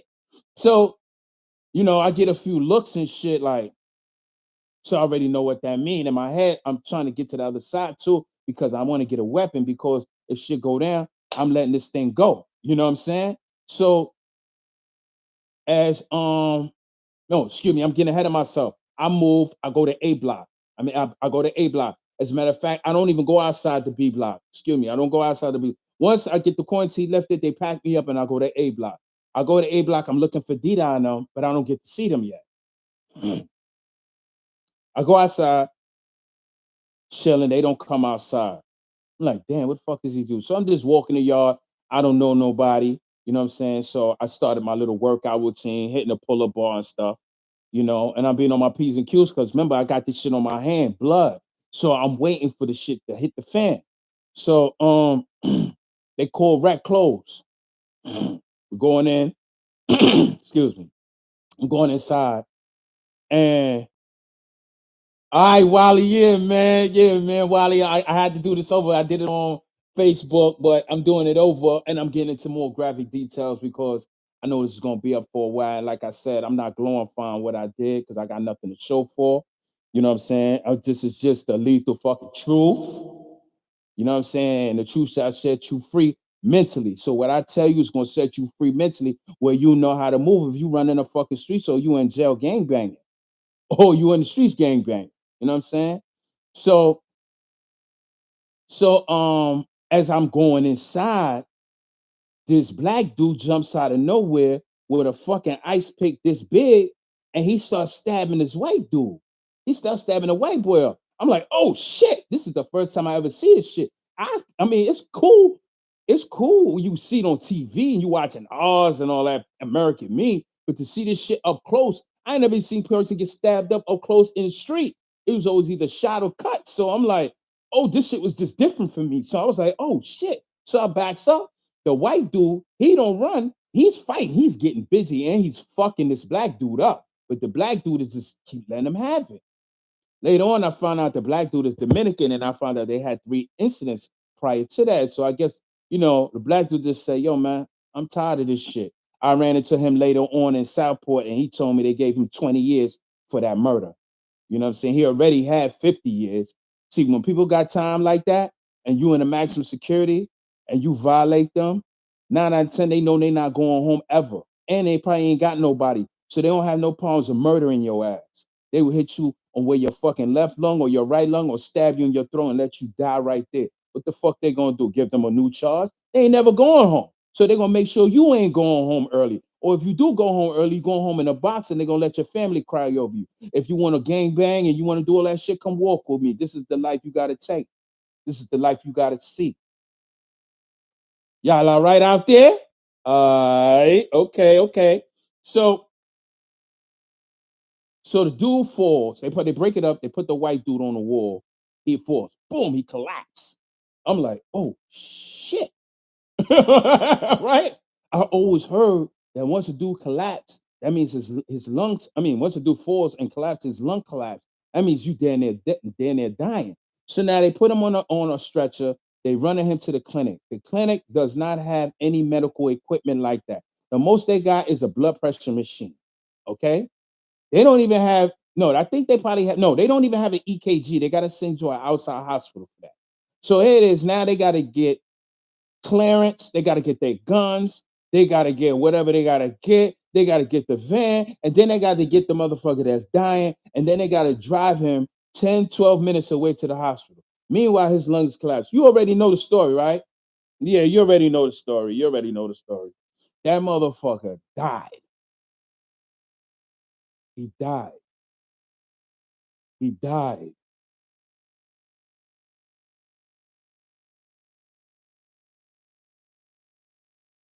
The next morning, I got up and I wanted to go what they call as chow.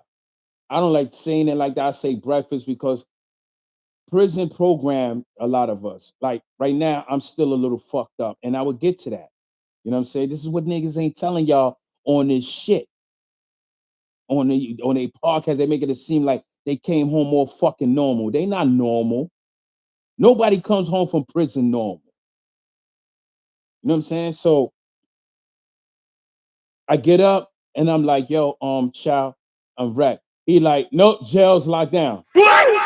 I'm like, wait. Come back.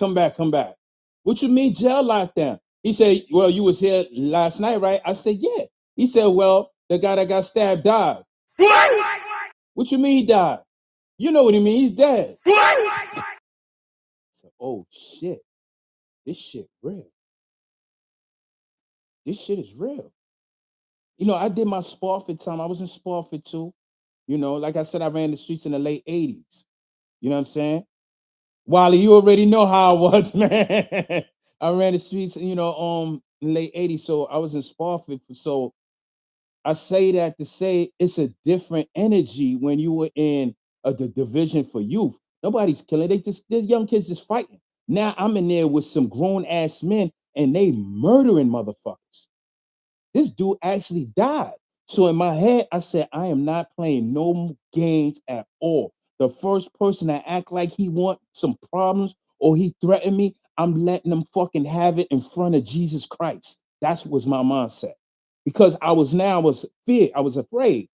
Because that shit, I never seen somebody happen to me like that. And I know, yo, you could definitely get left in prison. You know what I'm saying? So as I said, I'm walking around with this blood shit. Now I'm really trying to get a weapon once the jail opened up. They search all the cells, they flip all the things in the prison yard. And that's the requirements of when they have a jail that's locked down. So eventually, through all that, they found drugs, they found weapons, shit like that. So now I'm there. I run into D-Dot, I'm running to Murdoch. We all kicking it. We all from around the way. We all, you know what I'm saying? I won't say at home, but I feel more comfortable because I'm around people that I know that's gonna make sure that I'm safe. You know what I'm saying? So I started telling them about the little stares I've been getting from the Spanish dudes, since I'm blood and all that. They was like, "What nigga? We got you." So of course I had the whole Brooklyn crew around me. So the Spanish boys just ducked their head, tucked their tail between their legs, and they went their way. They just felt that he shouldn't be represented in our faces like a smack in the face after what they did to my people and all that. I don't give a fuck what my people did to your people. Y'all did the same shit. That's what war is all about. This taking and leave it. You know what I'm saying? So I kept doing what I was doing. Now all of a sudden, they got Bloods in the house. Now you got adolescent, you got Shaka, adolescents from Brooklyn. You got a lot of Bloods in the house all of a sudden, right? So I'm not saying they was hiding. You know what I'm saying? I'm just saying that, when I got there, they wasn't there. That's what I'm saying. But there, Sunday, they was there. So one day, a dude named Big Iz came through. Excuse me, I won't say Big Iz, I would say Islam. He called himself Iz. Not the Big Iz, right? So I'm like, what? Okay, we got another homie. Because we were saying, actually, around that time, we were saying B dogs. So I'm like, all right, we got the B dog here. One of the dogs is here.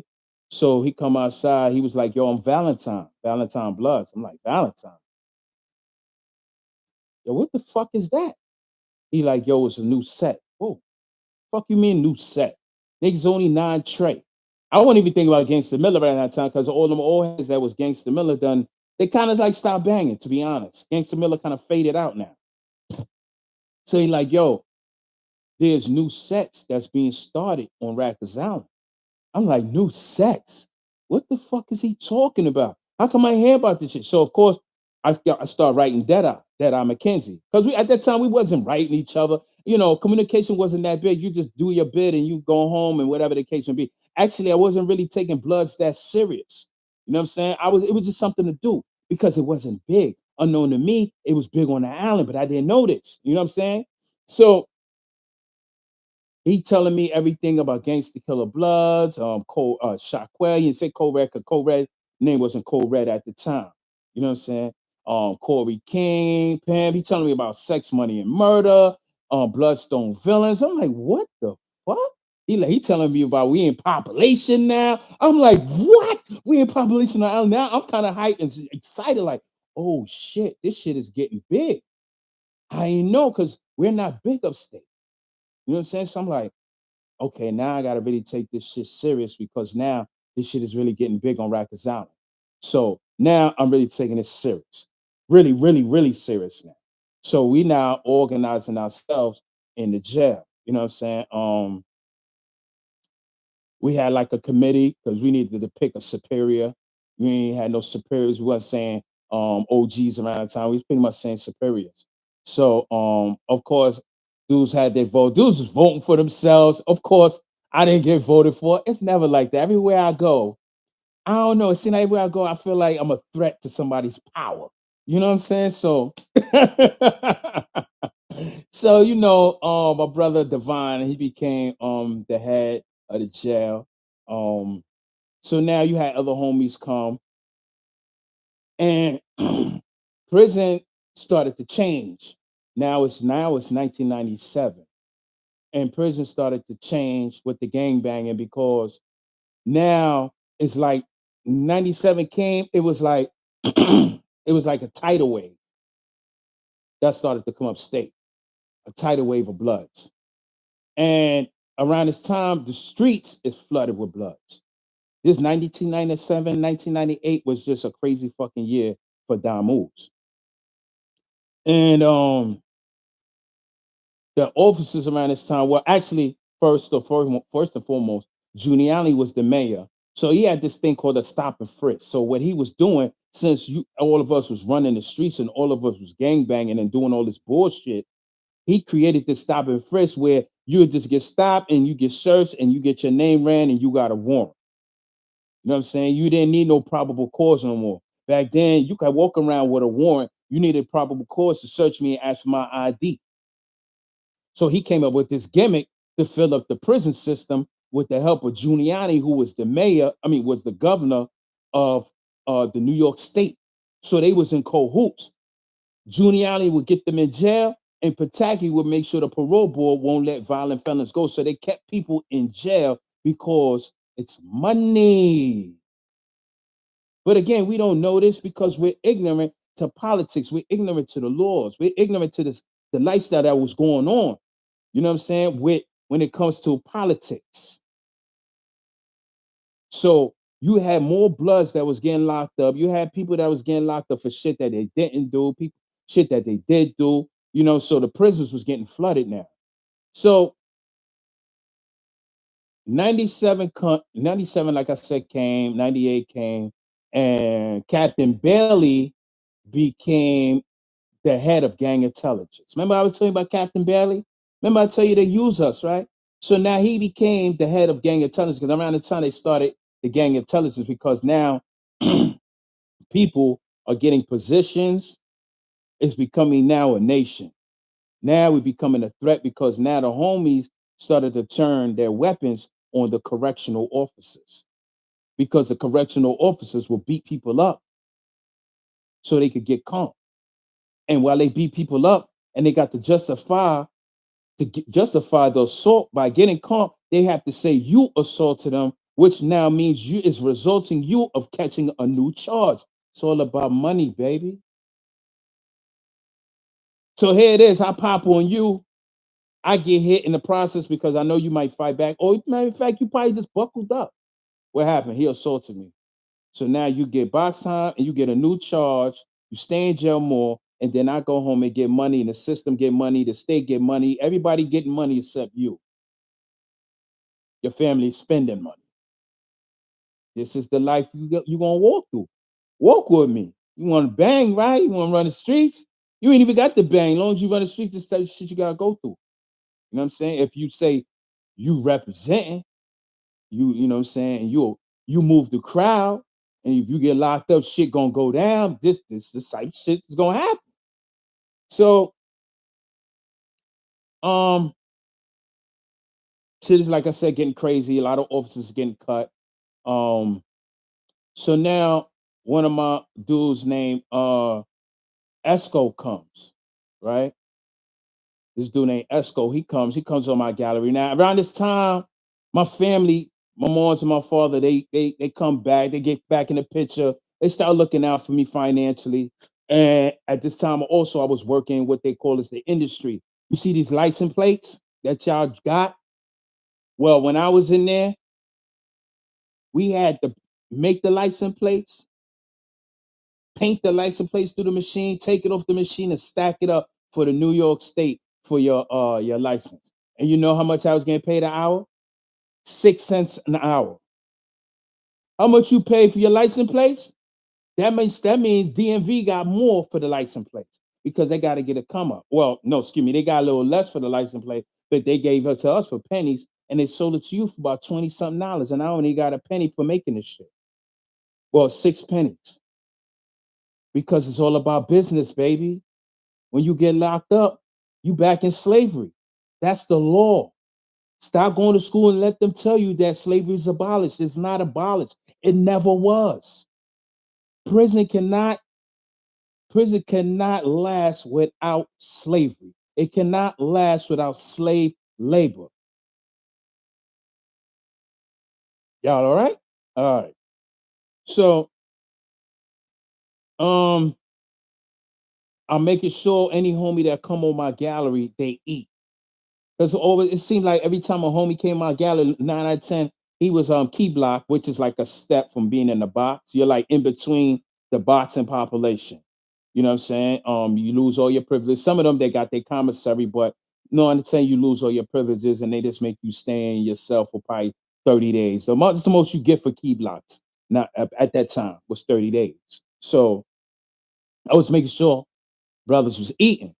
So a situation that happened where I was taking a lot of trash out in the jail. A lot of people that violated, I made sure they got up out of there. You know what I'm saying? Anybody that violated blood, anybody that did something to any blood, you was out of there. Today they got different sets. You ain't in my set. We didn't move like that. We moved as one. We moved as a nation. So it didn't matter what set you claim. It didn't matter your position. It didn't matter anything. If somebody violated you and you came to any jail, especially my jail, you was getting the fuck up out of there. I was making sure that. So we also had a brother named Tankhead, OG Tankhead. You know what I'm saying? Um, Tankhead was a dude that got locked up. He had a 3 to 9, and he turned that shit into 25 years, and he ended up doing 26 years. Um, this motherfucker was just off the chain. Like he was climbing barbed wire fences, cutting people. He was cutting you on a bus, going to another jail. He was trying to hit you on a visit in front of your family. He was hitting your family. This motherfucker was just a head case to the point that anytime he went somewhere, he had at least 3 or 4 officers around him at all times, and he was chained from the waist down. They yo, shout out to Tankhead, man. I gotta get Tankhead his flowers, man. And I'm not glorifying it. I'm giving his flowers because this is what I'm talking about: sacrifice. When you're in an organization, you claim you want to run and do this. He sacrificed. He put his family last. Don't get me wrong, it's crazy, but this is the type of shit that you have to sign up for when you sign up for something. It's like your job. When you have your job, you don't want to do certain things, but it's all about a sacrifice. You have to do it. So Tank, he turned his 3 years into 25 years. You know what I'm saying? So he was always coming through Auburn Transit, and Auburn Transit was it's like a population, but not population, because everybody at the bottom, they in transit going to different jails, but they speaking to people upstairs that's in the jail. So Tank, of course, they keep him in the cell by himself, all types of plexiglass and shit. They want this motherfucker secure. So he's sending messages to me through another dude named Deadeye, right?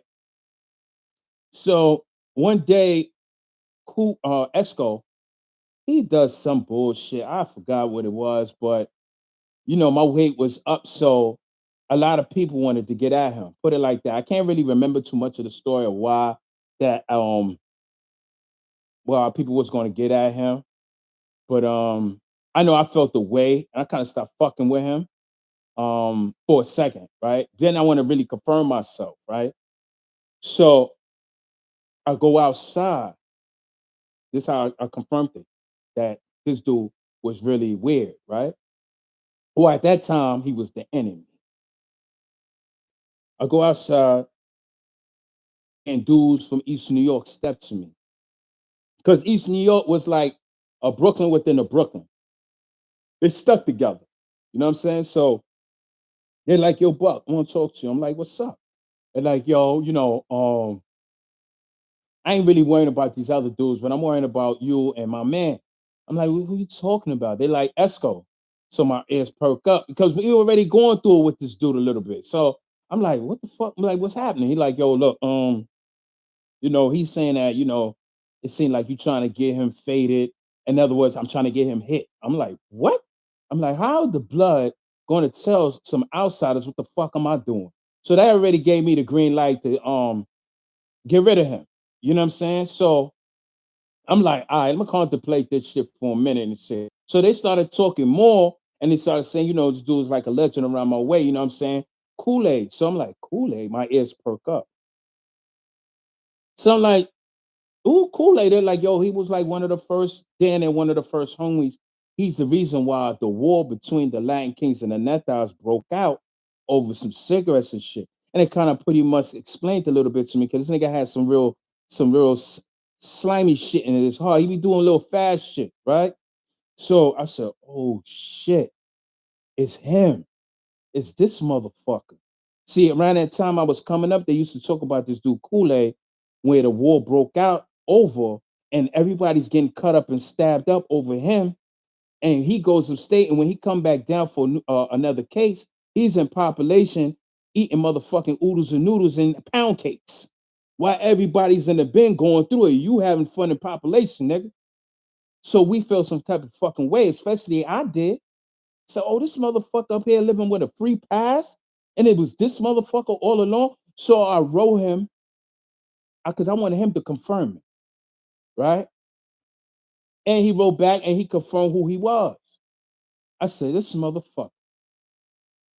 So cool. I mean, Tankhead comes through. Now, Tankhead, he's OG. He's OG and non-trade. I'm non-trade. Majority of everybody in there is non-trade gangsters. You know what I'm saying? Really badass. So I write Tank, and Tank was in 1B at the time I was there. So I pretty much cleaned everything. I mean, expressed everything that was going on around that time I was there to let him know how much I was affiliated, although he knew my name. But because me and him never ran into each other while he was in 1B. For some reason, when I got there, they just moved him out. So me and him never really got to see each other face to face. Even to this day, we know each other. We even communicated and still haven't seen each other face to face. But Tank is locked up now. But we'll get into all that with him. But so I expressed to him who this dude was, and I wanted him to get rid of him. So Tankhead gave me the green light. So I said, okay, cool. So Kool-Aid was and he was on Key Block with a lot of other homies. Damn, I'm trying to remember few of the homies there, man. I can't Benzino. Shout out to Benzino. Oh, sorry. Rest in peace to the brother Benzino. He was Sex Money at the time. He was there. Mag 187, GKB, he was there. It was a few brothers there. Shout out to my son MD from Long Island. He was there. A few people was there, and they handled it. You know what I'm saying? Kool-Aid got cut. He got up out of there. Don't get me wrong, he didn't take it on the hop. He got busy, but the job was done. He got up out of there. So 1990, I was think it was the end of 97. Yeah. So Attica get into a situation, right? Attica get into a situation where one of the homies got beat up. Now, in Attica is a real fucking prison. I get to Attica when I tell you that shit, fuck Shawanga, that shit is different. So in Attica, the officers they had something called the Black Gloves. They were all beat 'em up COs, racist crackers. I have to use that language because they're not your normal white people. They live in the sticks, and they're grandchildren of those who was killed in the first Attica riot in the 70s because Attica's in that community. See, a lot of these correctional officers, these white boys and white females, they don't have nothing going on in their community. They don't have nothing, and they got to drive everywhere to the store for about 10 miles. They don't have nothing. They don't have what they have in the city. And when they have these little fairs, it look like a mini Coney Island. They don't have that type of grants that's coming from the government entering their counties.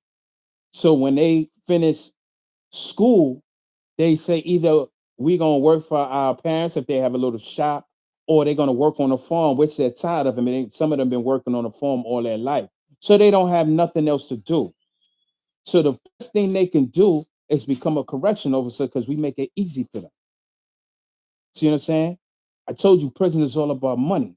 So here we are, our dumbasses running in the streets, causing all this type of chaos, and then we go into prison, and then we get up there and up north, and then it gives them jobs. And now every year, like you see around the community, hey, we're hiring NYPD. They do that shit every year upstate. Hey, we're hiring. You don't need to have no type of intelligence. All you need to do is a multiple choice test, which is common shit.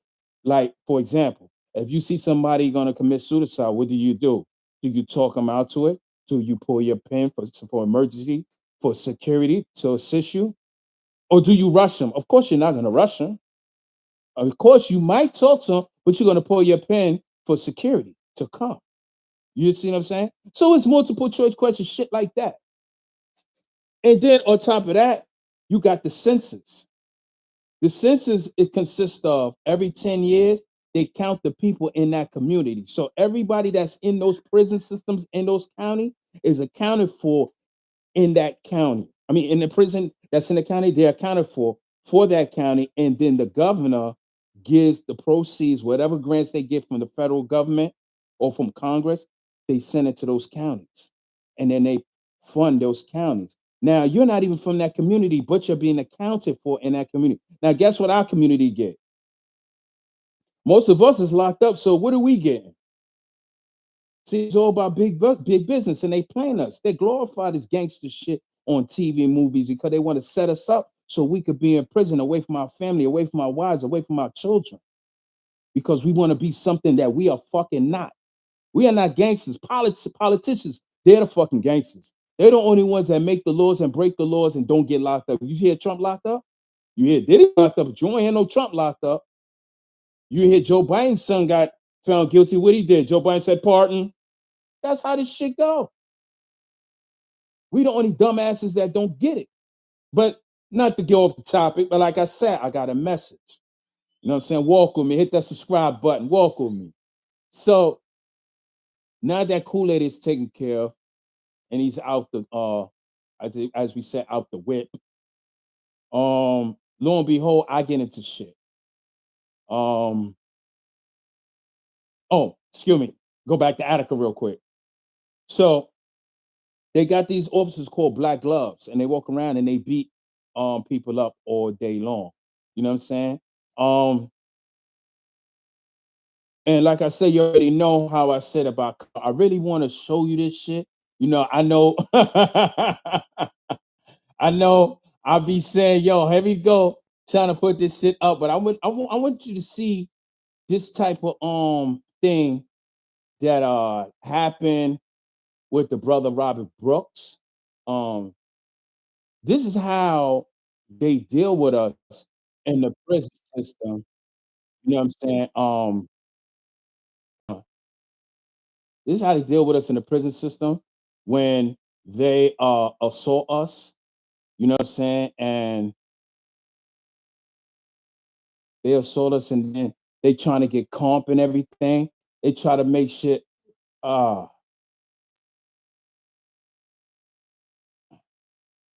oh man. Okay, it ain't come up. All right, look.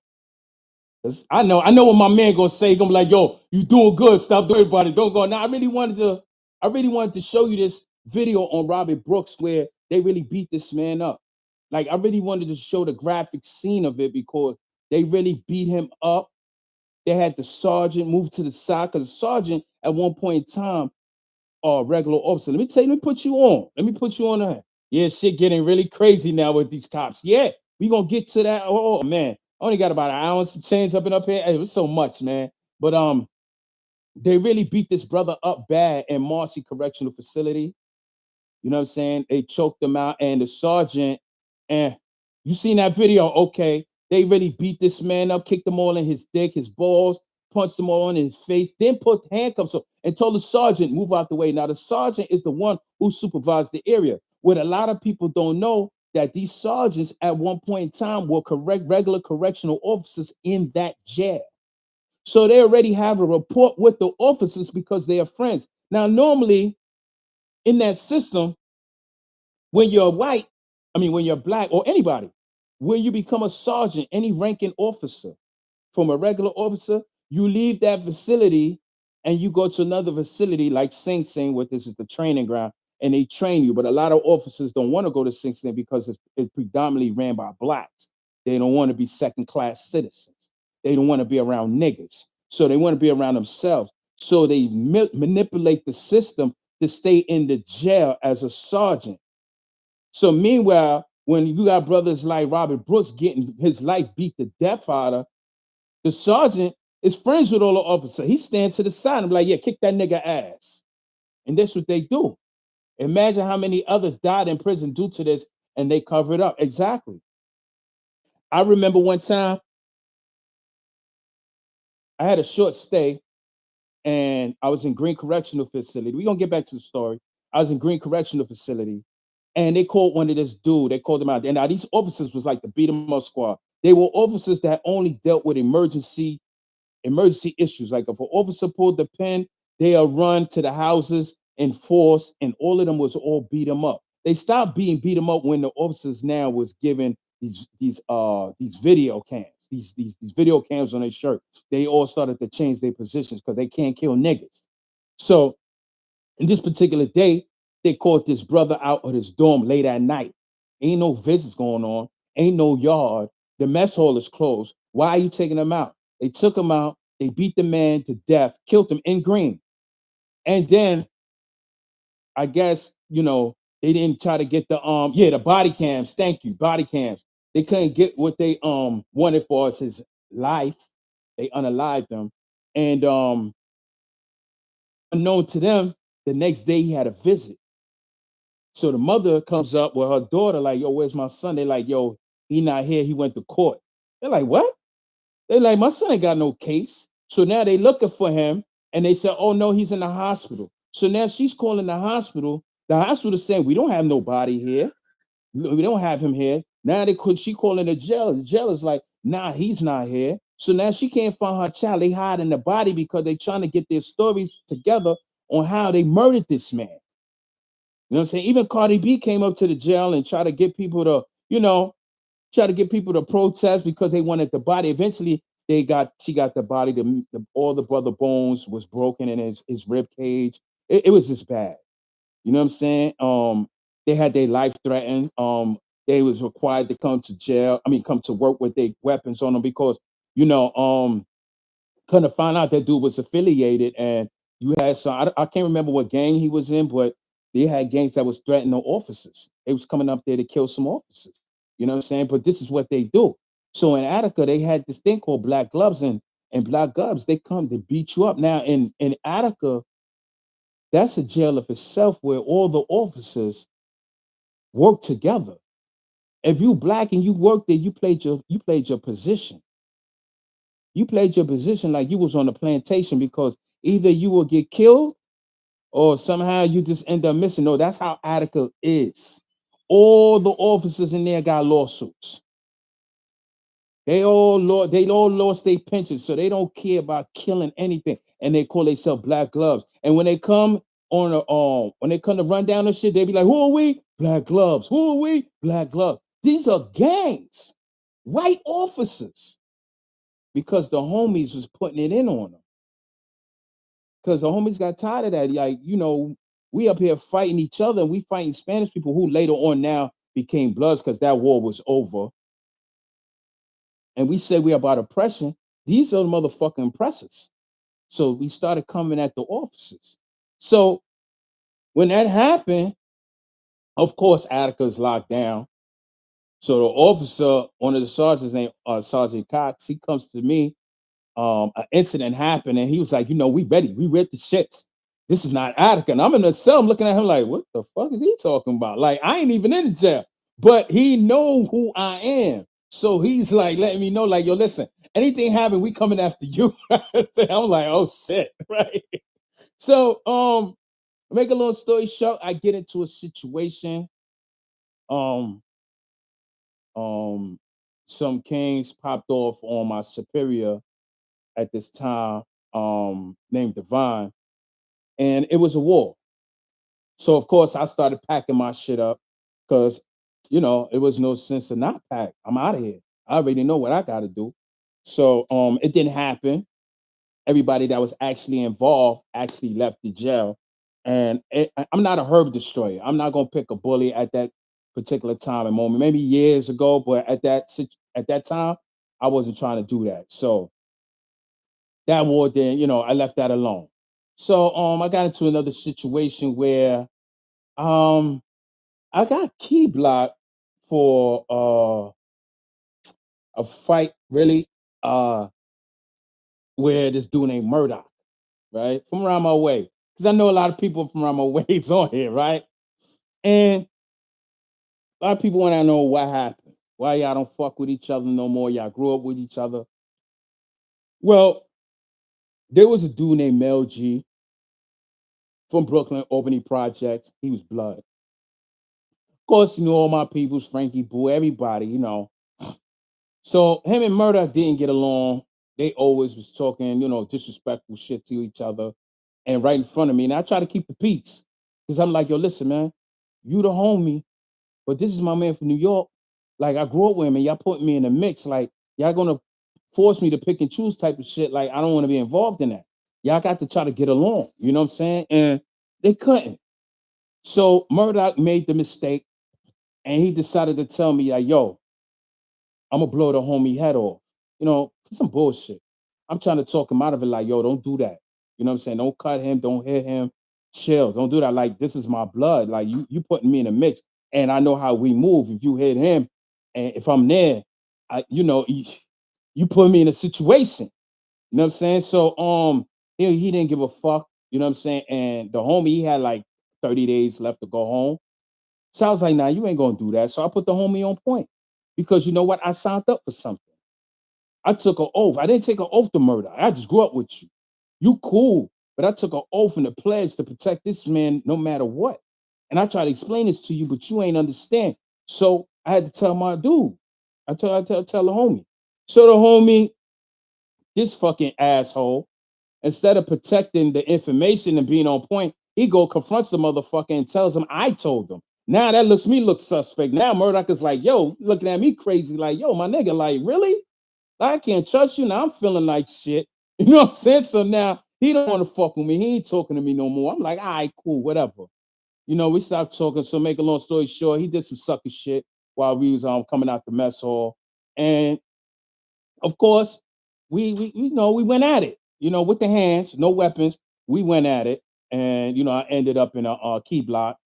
I didn't get to him because at this time, when he was on key block, I was really getting ready to tear his face off. Because now you put your hands on me. I don't give a fuck about you. Fuck you and your mother and everything you rode in on. That's how I felt at the time. I don't have nothing against him now. That's over. That was years ago. We older now. We grown men. We not kids anymore. But at that time, I was also fuck you, nigga. You know what I'm saying? And I wanted to tear his face off. And if I would have got the chance to get out there, that's exactly what the fuck was gonna happen. You know what I'm saying? Of course, 9 and 10, I was gonna catch another charge.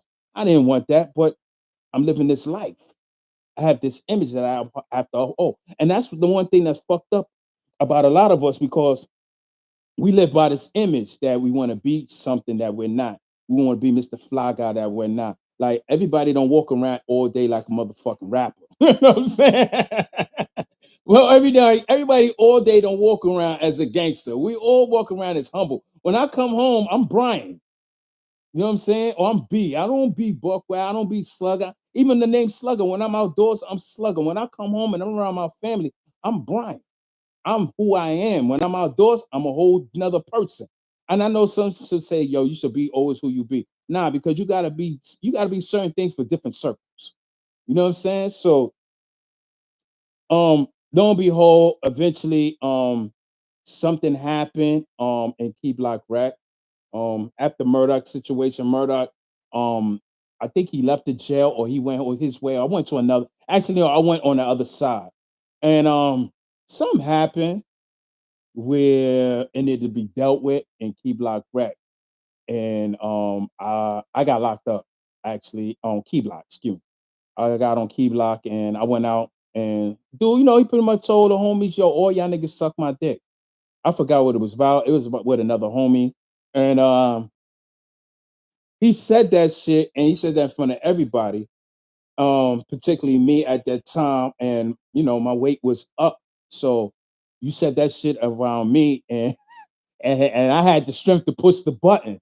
So I pushed the motherfucking button and we tore his ass up and three of us went to the box. They put me back in my cell.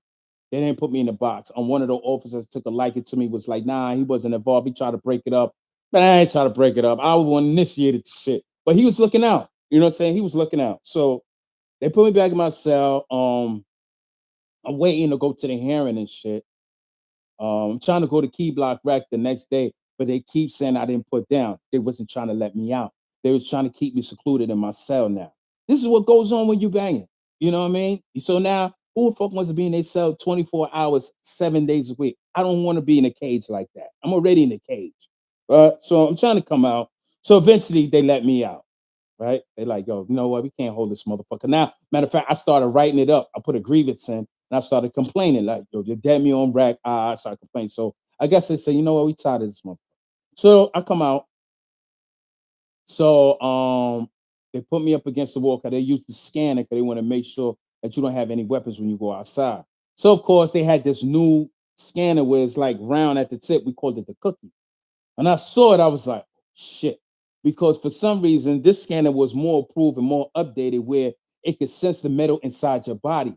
Now I had a rock cutter, of course, inside me.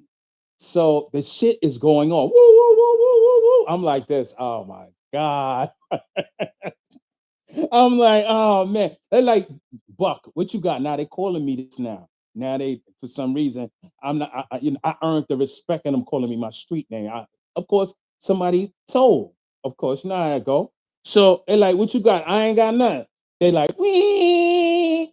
They like, oh, you sure? I'm like, yeah. Now they looking at me. I'm looking at them.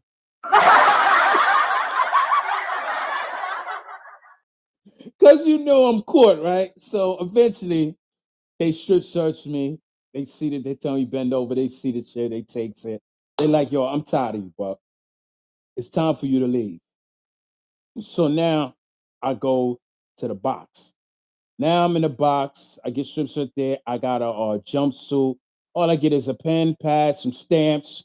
Um, I don't get no soap. They give you state soap. Um, I think you get a deodorant. I think they let you get your deodorant. So I can't remember.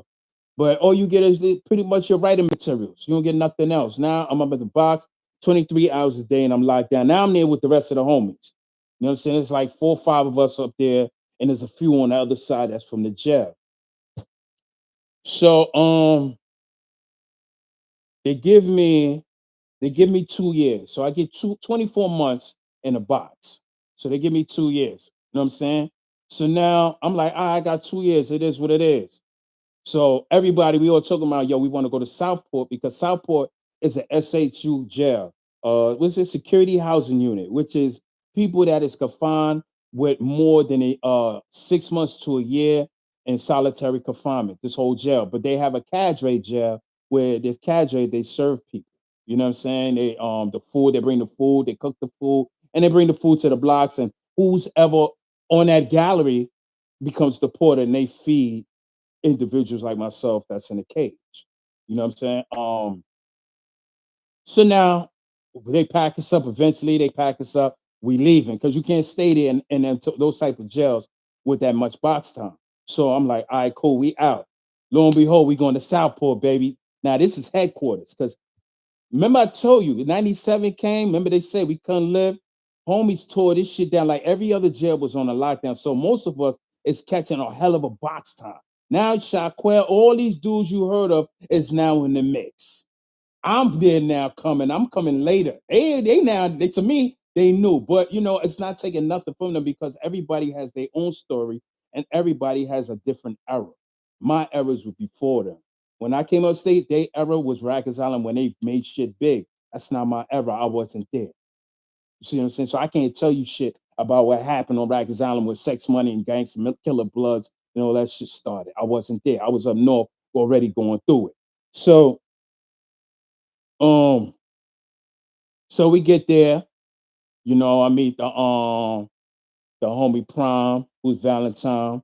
Shotquell is in the building, Corey King is in the building, Magoo is there, um, Pee Wee was there, Jay Diamond's there. These are all OGs. These are all everybody that has a name that really was hitting shit. You know, Robo was there, Wildcat was there. So now I'm up there with all the big figures that who names I saw on paper. I'm not on paper. I don't have a position. These dudes, yeah, I know. I felt some type of way like, damn, I'm before these niggas and these got positions, but sometimes you gotta be at the place at the right time. So I made it my business to be the position everywhere I fucking went. You know what I'm saying? I didn't need nobody to give me anything. I would just became it and just took over wherever I went. That's just how I was moving at that time. So um now, oh, prior to that, let's backtrack real quick. When I first heard about all these sets started, and I wrote Deadeye. He told me, he said, yeah, it was this dude named OG Mac, because I was hearing about OG Mac. When I came blood, there was no mention of OG Mac. The paper I got just mentioned Deadeye and Sha 120 and this dude named Supreme, and Big Is were under NYB, which was Gangsta Miller Bloods. You know what I'm saying? So I didn't know nothing about no OG Mac. You know what I mean? And I kind of figured why later on, because this dude name he wasn't a heavyweight. He wasn't representing in jail. He wasn't shutting it down. He wasn't going at the police. He was a cool, humble, calm, collective dude that was very intelligent, that used other people to do his own dirty work, which was us. You know what I'm saying? So I kind of found out who he was, and then all the sets started to take place. So now you got this dude named Tom Cross. Tim and Tom Cross had an issue for years, claimed that Tom Cross killed his brother, who was called Ty, right? And we used to do it on our roll call. We used to be like, R.I.P. We say OG Ty. We used to always say that in our roll call, which was called 130. So as time went on, we started to find out that it was going through the wind. We started to find out that OG Mac was a snitch. Now, the dude that actually was telling people this, he was saying it particularly to certain people. He wasn't broadcasting it like not live on TV, because to do that, he was putting himself on the line of fire. Because around this time, homies was like, yo, we were so out of our mind that even the COs wasn't safe. Parents wasn't safe on visits. So he knew that if he said anything and this dude twisted the words, he will make us come at this dude. You know what I'm saying? I'm telling you, he wouldn't be safe in no fucking jail. No jail. So he kept it quiet.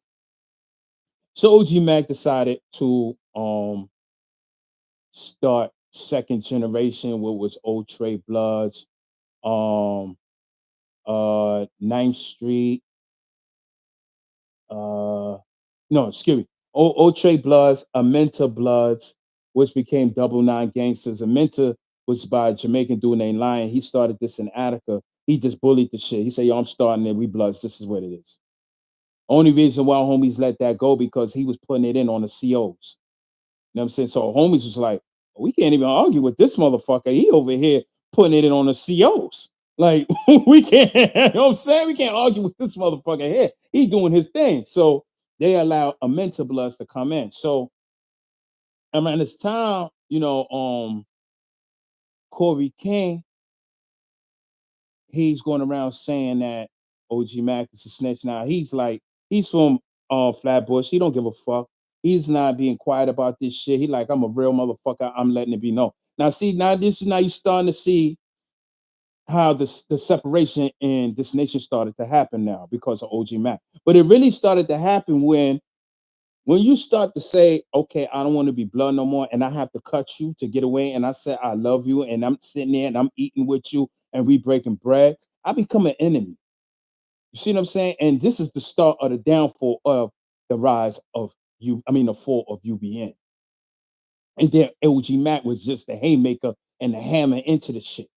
So now Corey King, he's going around saying this shit. I'm in A block, right? I'm in A block. And this is later on in the year. Matter of fact, let me just keep going. We're going to get to OG Mac in a minute. Let me backtrack a second. Let me backtrack. So I leave Southport because remember I told you about the double bunk jails? Now they building that double bunk cells in the jail. Now they actually building double bunk jails. Because see, with the help of Pataki and Giuliani, nobody's coming home like that. The jails are now being overcrowded. Because if you got a violent crime, which 90% of them are people in New York have, you're not making a first parole board. You're not making a first parole board. That's a wrap. You know what I'm saying? You're not making a first parole board. You're going to either CR, which is a conditional release, and you got to see a time allowance committee, which in case you lost your time, or they just give you a date. But you never go home on your first or second parole date. As long as you got to see the parole board and you got a violent crime, you don't make the parole board. Meanwhile, your family is home waiting on you. Even if you're doing what the fuck you're supposed to do. They're not letting you go because you're an investment. You see how hard it is to go in prison? It's so fucking easy to go to jail, but it's so damn hard to get out. And meanwhile, your parents is wondering what the fuck you doing. Why you can't come home? You wilding out, you going crazy, but you really not. This is the type of shit you gotta go through if you want to gang bang and walk the streets. You know what I'm saying? Walk with me. Walk with me. You know what I'm saying? This is what you want to do. Lethal truth. I'm here to give you the truth. The truth shall set you free mentally. Feel me? All right. So um they get me out of there and they send me to Clinton. I go to Clinton. This Clinton is the jail where in the 70s they found a lot of prisoners, dead, dead bodies, well, bones under the gym floor. Because they went to remodel it and they found the bodies. They said it was over 70 something bodies. And they tried to say, no, it was the Indian reservation. And the Indians came and said, well, get the fuck off my land then. Then they had to change the story, and then they had to admit that there was unknown officers that was killing innocent black people because their bones, DNA came back, all black people, and they was burying them in the gym floors in the prison system. Because what they do is when they want to fuck you up or they want to kill you, sometimes what they do, they go through your visiting list. They want to make sure you don't have people coming to see you. You know what I'm saying? They want to make sure you don't have visitors. They want to make sure you don't have letters. They want to make sure you don't have packages. Because as long as they don't see you have anybody, they could kill you in peace and get away with it. This is what they do. This is the type of shit you're going to go through when you get locked up from running the streets. You know what I'm saying? So, um, they get me out of Clinton and they send me to Governor. This is in 99 now, 1999. It's me and the OG of BSV named Pookie Loke. Now, don't get me, I don't know why he got Loke in his name because that's some Crip shit, but we're talking about 98. This is early ages. Don't even know Crips, it's very hard for them. They can't live. Everywhere they go, they get their face tore off. That's how it was. We wasn't on no LA shit, but this is how what came with it. Because we listening to the older heads. You know what I'm saying? So I get to Governor. This dude named Shogun is on the bus with me. Shogun, I heard, was a DBD, which is Death Before Dishonor, which Pop had a war with the homies and Cass Saki, right? So I'm like, okay, I know he's fool, as what we called them at the time when somebody's on the hit list. You fool. So as I get in the cell, make a long story short, I try to cut him. I had a half raise. I try to cut him because I didn't want to be in that jail anyway. A double bunk box jail, 23, 24. You might as well say 24 hours a day because outside in the back door of your cell was a little small rec pen for just you and your bunk. That's pretty much 24-hour lockdown because as soon as I walk back in, I'm in the cell. So I was like, you know what? I'm going to take care of him and I'm going to get up out of here. Razor wasn't doing too good. I tried. He held his own and he didn't check out like, yo, you going, yo, CO, I couldn't live here. You know what I'm saying? We had our talk and kind of find out I was in the wrong. You know what I'm saying? It was just guilty by association and I was in the wrong. But what made me realize that I was doing something definitely wrong when he turned around and said, yo, listen, I'm not calling for police or do nothing. You're going to just have to cut me up and do what you got to do, Buck. And I respected that shit. And I was like, damn, this motherfucker going home in 2 weeks. And he talking like that. He already know who I am. So I was like, you know what? I'm not going to do that because obviously I must got it wrong for him to be saying that shit and sell with me. And I got to raise in my hand and you don't. You go home in 2 weeks? You know how would you would look in 2 weeks, 2 weeks when you go home? So I said, I'm gonna leave it alone. So Pookie Loke, he wanted us to get out the jail. So he wanted the whole trades. We did that. They come with the suits, the chemical agents, what they call it.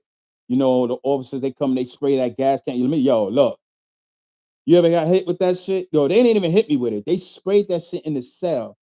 That shit light up. I don't care, yo. I don't care what nobody said. That shit burnt my nose, burnt my eyes. I couldn't breathe, and I have asthma. So I was really fucked up. So of course they came in, they subdued me. I tried it the second time with some water in a t-shirt. It helped a little bit, not so much. So I noticed that wasn't working. So um, eventually, I said, "Yo, you know what? There's only one way we could get out of here. You know what I'm saying? There's only one way because the S block, which is we call S block, shoot 200. They just wasn't letting us get out of there. We did everything. We beat up our bunkies, cut bunkies. We did everything, and they didn't want to let us go. So I said, I know the next best thing. So I acted like I had an asthma attack, and the nurse came. And lo and behold, uh, as they came to my cell, they was on pretty much like, "Yo, are you all right?" I said, "Yeah, I can't breathe." So she wanted to stick the stethoscope through the slot, and that's all you heard. And she went screaming. Well, excuse me, he went screaming, and he ran down the gallery, started calling the officers and everything. And of course, they came to my cell. You know what I'm saying? Shogun was there. Actually, Shogun was my bunkie. So they told Shogun to step outside. He stepped outside, and they gave me the fucking business, man. Like they gave me the business. Like one thing is about an officer, but a civilian that's working, they gave me the business. So they took me out of that prison, and a lot of those officers that worked in that block, worked in that jail, they worked in the medium because the S block is in the medium jail. This is what I'm trying to tell you. They were trying to fit everybody into prison so bad that they made a jail within a jail. And then they got the officers from the medium to get extra pay to go work in the jail. A lot of officers I heard was like, nah. We not working with them motherfuckers in the box. We drove them crazy because they used to dealing with people in the medium, not people dealing with the maximum security with like 3 or 4 or 5 years and SHU. You see what I'm saying? We 5 years, 24 hour life, and we don't give a fuck about nothing. You know what I'm saying? So they took me out, they put me in that small box.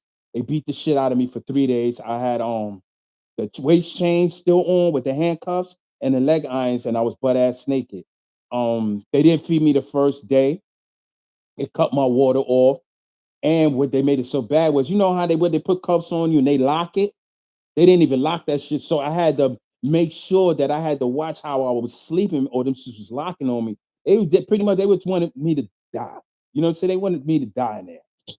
So um eventually one of the officers, I think it was a sergeant or lieutenant, I spoke to, and they got the cuffs off me and everything. They changed my shit was all like the cuffs was so compressed, my hand like it pinched the nerve. So for a few days, my hands was like numb. This is the shit you gotta go through when you represent. I ain't got no lawyer. I ain't got nobody coming in checking on me. So I had to tell a dude next to me that I was able to communicate, yo, I need you to write my peoples, because I thought they was gonna really kill me. You know what I'm saying? So I said, yo, write my peoples and let them know what's going on me. So they wrote my pops and shit, and my pops called the jail and everything. So everything was a little bit mediocre because I just had to let them know that there was somebody that was out there that loved me, because you can't kill me in peace now. You see what I'm saying? This is the type of shit you got to think when you're around these white boys, because all of them is dead. Most of them is racist. I'm telling you. They don't like you. So they don't live out. They don't live down here. They live up there in the hicks, on farms and shit. They don't like you. Just a nigga that could get them rich, or at least get them a nice income. So about 2 months later, they got me out of there, and that's when they sent me back to South. Yeah, they got me. They sent me right back. They got me the fuck out of there. I say, nice knowing you. You learned your motherfucking lesson. This is why my name was what my name was. You know what I'm saying? So I get back, and this is the situation with OG Mac. So Corey King, he's saying, OG Mac is a snitch, da da da da da. I'm telling him, yo, listen, yo, bro, don't say that too much, man, because you had a lot of people that wasn't feeling it, and you had some people that just they was on the ropes. But I knew through politics, Corey King was gonna get himself in some shit. So he needed to be quiet. You know what I mean? So, but he didn't want to do that. So OG Mac at this time is in Comstock. He's hearing what CK is promoting. I always said, and I said in my short stories, never outshine the master. That's rule number one in 48 Laws of Power. Because when you shining and you doing your thing, and your leader is not doing what you're doing, and you looking better than your leader, and you got more influence than your leader, you become a threat to your leader. You know what I'm saying? Because now he see you in his position. So either he gonna get rid of you or he gonna demote you to the point where you ain't got no motherfucking power. You know what I'm saying? And he wasn't trying to listen to that type of shit. Because around the time, that's what we was reading was 48 Laws of Power, the book of Machiavelli. We was reading all this manipulation shit. You know what I mean? Because in prison, that's all it is. It's manipulation. As soon as you step out of your cell, as soon as you enter the prison or the jail, it's manipulation because everybody is trying to get over on everybody because everybody needs something. See what I'm saying? So this is why you notice when people come home from jail, you always say, yo, why you so antisocial, man? Liven up. It ain't that. It's because they've been in a place where it's nothing but snake shit. So when they come out, they can see the bullshit a mile away before you because they live it every day of their life, every day, all day, even on Labor Day. So they antisocial. They don't want to fuck with a lot of people. You see what I'm saying? So anyway, um, this guy decided to keep promoting it. So OG Max said, yo, put a hit on him. So the hit came. So I'm in the block. At this time, I don't get visits. Benji goes on a visit. Remember I told you about Benji? Benji goes on a visit. He goes in the same pen with CK and Hitler, another homie. I think it was Sex Money Murder around the time. He's on the other side. Now, when you go on the visit, some visits, depending on the level you're on, level 1, 2, or 3, you'll be in regular full restraints if you're a level 1. Level 2, you can get the cuffs off, and level 3, you get the cuffs off, and you enjoy your visit. But it's a gate in front because you're in lockdown. So it's a gate in front of you. You can't really, you can touch your visits, but you can't really hug them. So Benji is scheming. He like, you know what? I'm gonna kill two birds with one stone. So unknown to him, he tells CK, yo, I'm about to put some work in. They're like, what you talking about? This is on a visit. This is all you got left in the box. He like, I'm gonna hit these two dudes over here. I need you to hold me down. CK like, yo, fuck it. You know, because he the big homie, he the OG, against the killer. You know what I'm saying? Okay, Ken, great topic and great information with lethal knowledge. Yes, thank you. Thank you, thank you, thank you. So um CK like, all right, cool. He tells Hitler, let's feel like fuck it. Since y'all getting it in, I'm gonna get it in and shake it up too. Cause once that happens, everybody, all the homies in the jail is gonna hear your name. So Hitler like, fuck it, I'm doing what I'm gonna do. So they pops off. They handle things. Once things is done, after they gonna cut the Spanish dude, Benji cut the Spanish dudes up, he turns around and he cuts CK. CK like, yo, what the fuck? CK girl is like, why the fuck he cut you? Because y'all both put it in together. Then he turns on you, but the word came down. So CK is handled. Benji comes back off the visit. And CK, he gets it in. He put it in. A lot of people saying, like Wildcat, saying CK took it on the hop. That's a lie. CK got busy because Benji told me he got busy. I wasn't there. I was in my cell. Benji told me this. He's the one that caught him, not me. So I got to go with what the man said. He said CK got busy. So please stop going around saying that CK didn't. All right. All right. So Benji says that. Now, when you do shit like that, you lose your visits for like 2 years. Can you imagine? Imagine having 8 years in a box and then you lose your visit for 2 years too. You really don't got nobody but the people around you. What's in a box? This the life I was living. This the life you want. This the life you want to join with by banging or running the street. Because that's the type of shit you're gonna go through when you in there. If you saying you thorough, because I felt like I was thorough, so I had to go through that shit. So um, that happens. Now a lot of homies is dropping their rags. They're not feeling it because CK had his peoples. You know what I'm saying? So it was a lot of division. So now Everything is falling. Now here go Shaquille. He's starting some shit called United Militia, where he's trying to get all the big homies to get down there, which he did. He's great influencer, which he did.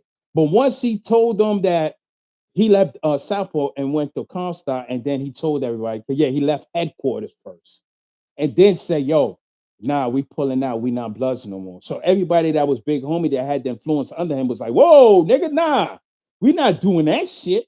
Because definitely around that time, if you dropped your rag, we was coming at you. I don't give a fuck how bitchy you got. We was coming for you. You know what I'm saying? So they all backed away. So now is a big division. You know what I'm saying? People was fighting for who's going to be the leader. They looking at Shaquille, but Shaquille did this shit. So now everything is in limbo. Everything is in limbo. There's no leader. So SI, he writes a letter because during this time, Pee Wee and Ty Guns decided that they was going to start their own nation, which was called Bloodstone Villain Nation, I believe. And Pee Wee started the New York the New York Brim Blood Army. So, you know, the Wilties and all of that shit. And that's where all that came from. You know what I mean? So, you know, they was like, yo, Buck, what's up? You want to get down with it? I was just like, because I'm always been non-trade. You know what I'm saying? I always been part of the originals. And I just didn't want to do that because it was just something new and everybody was just separating. A lot of people was getting down with it because a lot of these people that came up, they held on to those titles where there wasn't titles being given away for power. So a lot of people saw the opportunity now to get power and get their name up and become whatever the fuck they wanted to become. So they started switching over and switching sides. You know what I'm saying? So I'm watching this shit fall like, yo, this shit is whack, man. What the fuck are y'all doing? So, you know, my weight wasn't up to eat, you know, to stop all that. Because a lot of these dudes' weights was more than mine, and some of them was equivalent to mine. So I didn't have no say so. I didn't have no position, though people looked at me like I did, because everywhere I went, I shook it up. But I couldn't say nothing. So SI sent the letter and he wanted to stop all that shit and was like, yo, listen, if y'all don't shut these brim shit down and stone shit, all of y'all on a wall. Straight like that. And far as Big is of Gangsta Miller, he was like, yo, I know Iz wanted to take the position because really he was next in line. Iz is one of the first non-born that started Bloods when this shit hit the fan in New York City. You know what I'm saying? But Iz was a dictator. You know what I'm saying? Iz one of his yes mans. He wanted to sit down his way. So as I was like, nah, we're gonna start the council, which is, you know, we're gonna start something called a council, which was a mimic off of Nicky Barnes. With his organization, he had a council. So they wanted to emulate that.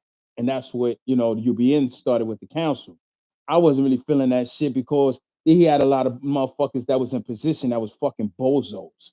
That I felt that I didn't deserve that position. I felt that I did more than them. I felt that I'd sacrificed a lot more. And a lot of these motherfuckers didn't sacrifice shit. That's a lot of them do. A lot of them, you see them on YouTube talking about what happened. They'll tell you what happened on Rikers Island, but they can't tell you what the fuck they was doing upstate because they was in a box and they was just pointing fingers and they was sending people on missions. They wasn't doing shit themselves. So I'm saying, so I wasn't feeling that shit. I was like, y'all niggas living off other people's legacy, or living off of other people's work while we out here sacrificing our freedom, sacrificing our health and our life. I said, nah, this is the gang banging shit that I don't like. That's when I started seeing shit a little different. You know what I'm saying? I was like, yo, there's a lot of bozo and favoritism shit.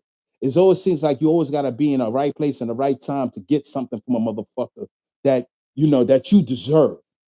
One thing about OG Mac, I could say he didn't know you, but he heard your name, he heard what you was doing, he heard what kind of mentality you was, and your name would just be on the paper. He ain't had to know you. These motherfuckers you had to know.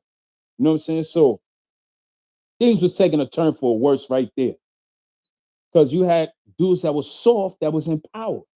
You had dudes that didn't had nothing that was in power.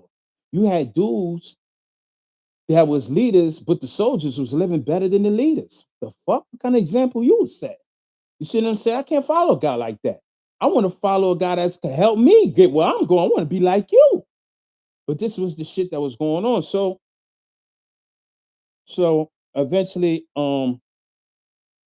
uh, is he got at me. He got at all the older heads because he wasn't feeling what SI and them was doing because he felt like I'm the next in line. Really, it was supposed to be OG. It was supposed to be OG Mac, then Deadeye, but Deadeye got removed, and then it was supposed to be Big Eggs. But since the thing happened with OG Mac, and it came out that he was snitching, um, SI didn't want to give it to Big Iz, and Big Iz wanted to start his own shit. And how we found out about OG Mac is because as soon as he went home, he went to the Feds magazine. He started promoting all this bullshit about unifying. Then dudes was calling him because on level 3 in the Southport, you could use the phones for about 10 minutes, 15 minutes. They give you that once a month. So people was contacting OG Mac, and he was on some, yo, fuck y'all niggas, suck my dick. I don't care what y'all saying, because he felt he was home now and he could move the crowd in the streets. But what he failed to realize was a lot of us that was already in jail already solidified ourselves with our sets on the streets. You know what I'm saying? So it didn't work for him. And that, as far as we was concerned at that time, he was removed. He was called. He was considered a rat. We saw the paperwork, and yeah, he testified against someone before he was uh uh blood before he started UBN. Yes, he was a rat. He testified, gave somebody life. Um, he tried to recant his statement. We saw the paperwork where even the DA was. This is this is what they do. The DA allowed him to come into his office and have sex with his girl in the office. Why are you on Rikers Island now? Why are you on Rikers Island?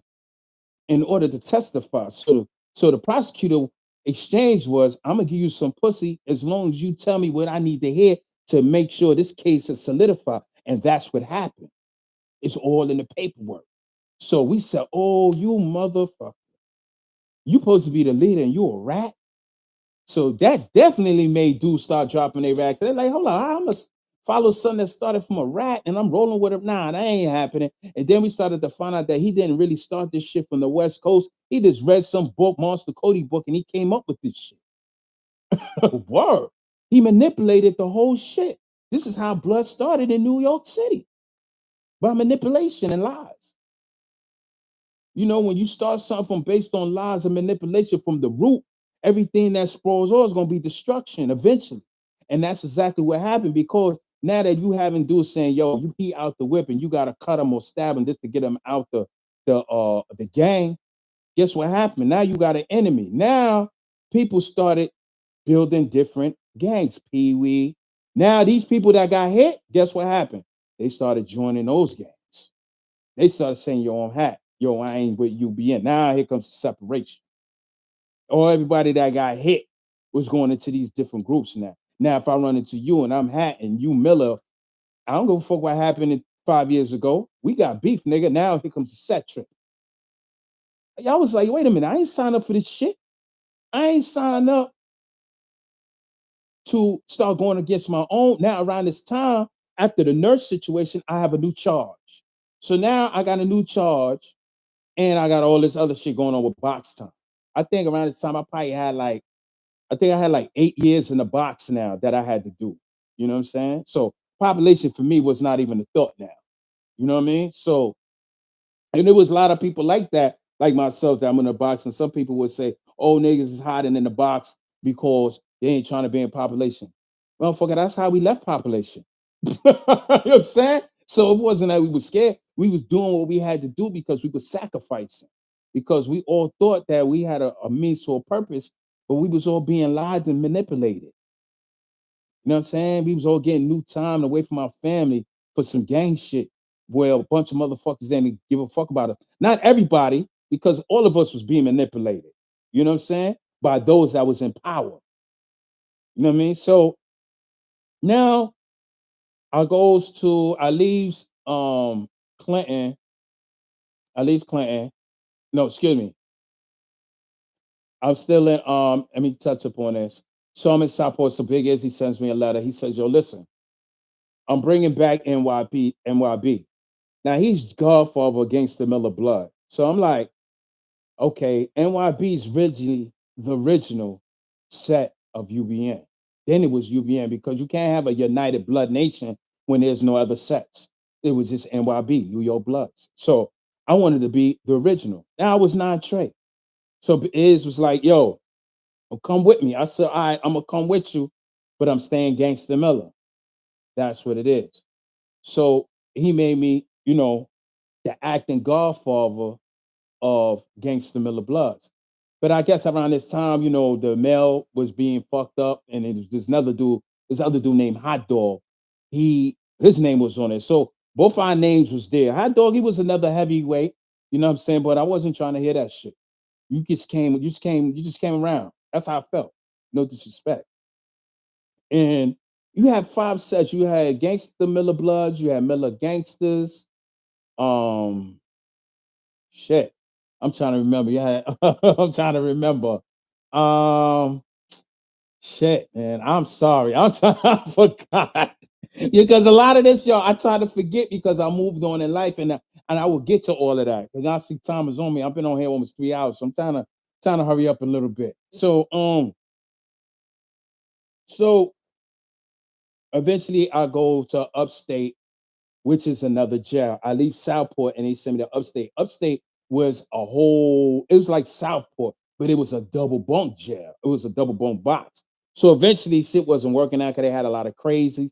They had a lot of dudes I wasn't trying to hear that, and they was airing their bunkies out. So they made some of the jail a single man jail because they done spent all this money building these jails, and now you telling them, or whoever's telling them, listen, you cannot have two people in a cell no more. So they like, we just lost money. And now Giuliani is out of office. So now the stop and frisk is suspect. So now it's not a lot of prisoners coming to prison. Now the government's kind of like nervous, like, what the fuck is going on? We got to pack these jails up. So I'm in there in upstate. I'm in there with Black on Macco. Um Shit, it's so many. Big Eds was there. Mogul was there. It was a lot of heavy hitters that was there. We talking about '03 now. No, 2001. 2001. We're talking about 2001. So um around 2000, I met my first wife around that time. But skip all that. So around 2001, um, I'm I'm Miller Gangster. I'm Gangster Miller. Excuse me. I'm Gangster Miller. GF, acting GF. I'm running the whole hood. Right. So we got NYB. A lot of people is coming from NYB because they can't get positions in UBN. So they manipulate in the situation to get under NYB. And he's the type of motherfucker that's my dude and all that, but sometimes he can't think straight and he just start picking and choosing whoever he want to come in the nation, especially if you have something to give like drugs. You know what I'm saying? You had a lot of that. You know what I mean? Let me stop right there. Yeah, because a lot of people that's in this gangbang, and they say, oh, Psalm 120, all these dudes was on drugs, they was sniffing dope. Yeah, they was sniffing dope. That shit wasn't no goddamn secret. Why y'all acting like it's a secret now? Why y'all up here on YouTube calling them crackheads and all this shit when at that time when they had this shit and they was building it, the CEOs were scared to death of them. And if you was around that time with the motherfucker, you wouldn't have said nothing because they would have blew your motherfucking head off because even the CEOs were scared of them because they was letting the CEOs have it. Everybody has their own prime. When they was doing it, some of you motherfuckers was still in junior high school or public school.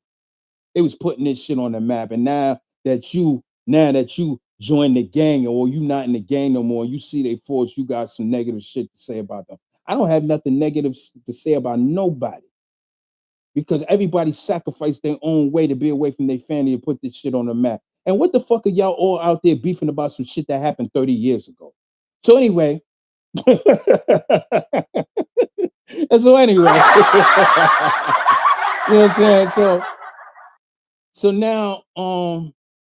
So now I get to I'm upstate and somebody tells me how to get to Rikers Island. They like, yo, all you gotta do is fill out a child support paper or paternity test paper, and you could go to family court and go to Rikers Island. I was like, what? Wait a minute, I could get out the box?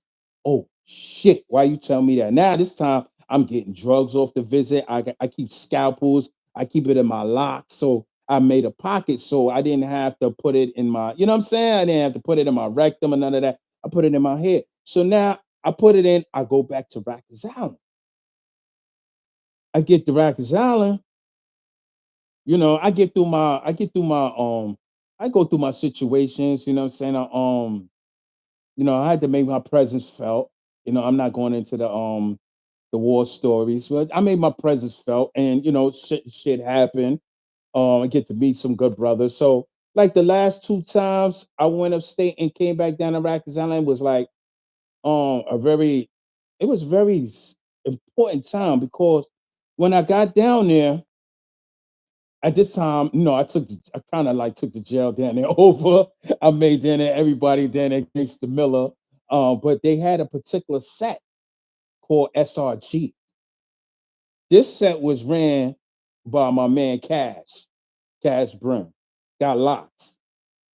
And he was on the island at this time. He came back down. His brother was with him, China Brim. Not the China Brim you see with on the YouTube. I'm not talking about him. And all these dudes was SRG. BT, Spanish dude, Bronx Tale. He was in the building. Zip with the drip. This is when I met Zip.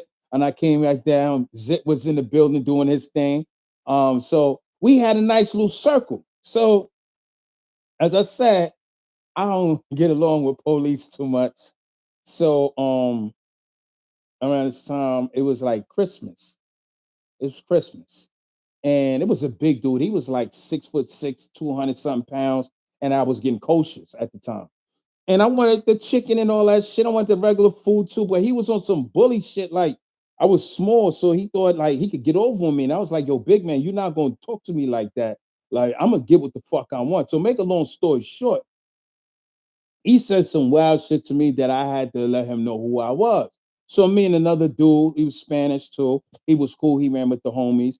We wound up jumping the dude, and I beat the shit out of him with the phone receiver because he's too big. I can't really fight this motherfucker with my hands. You know what I'm saying?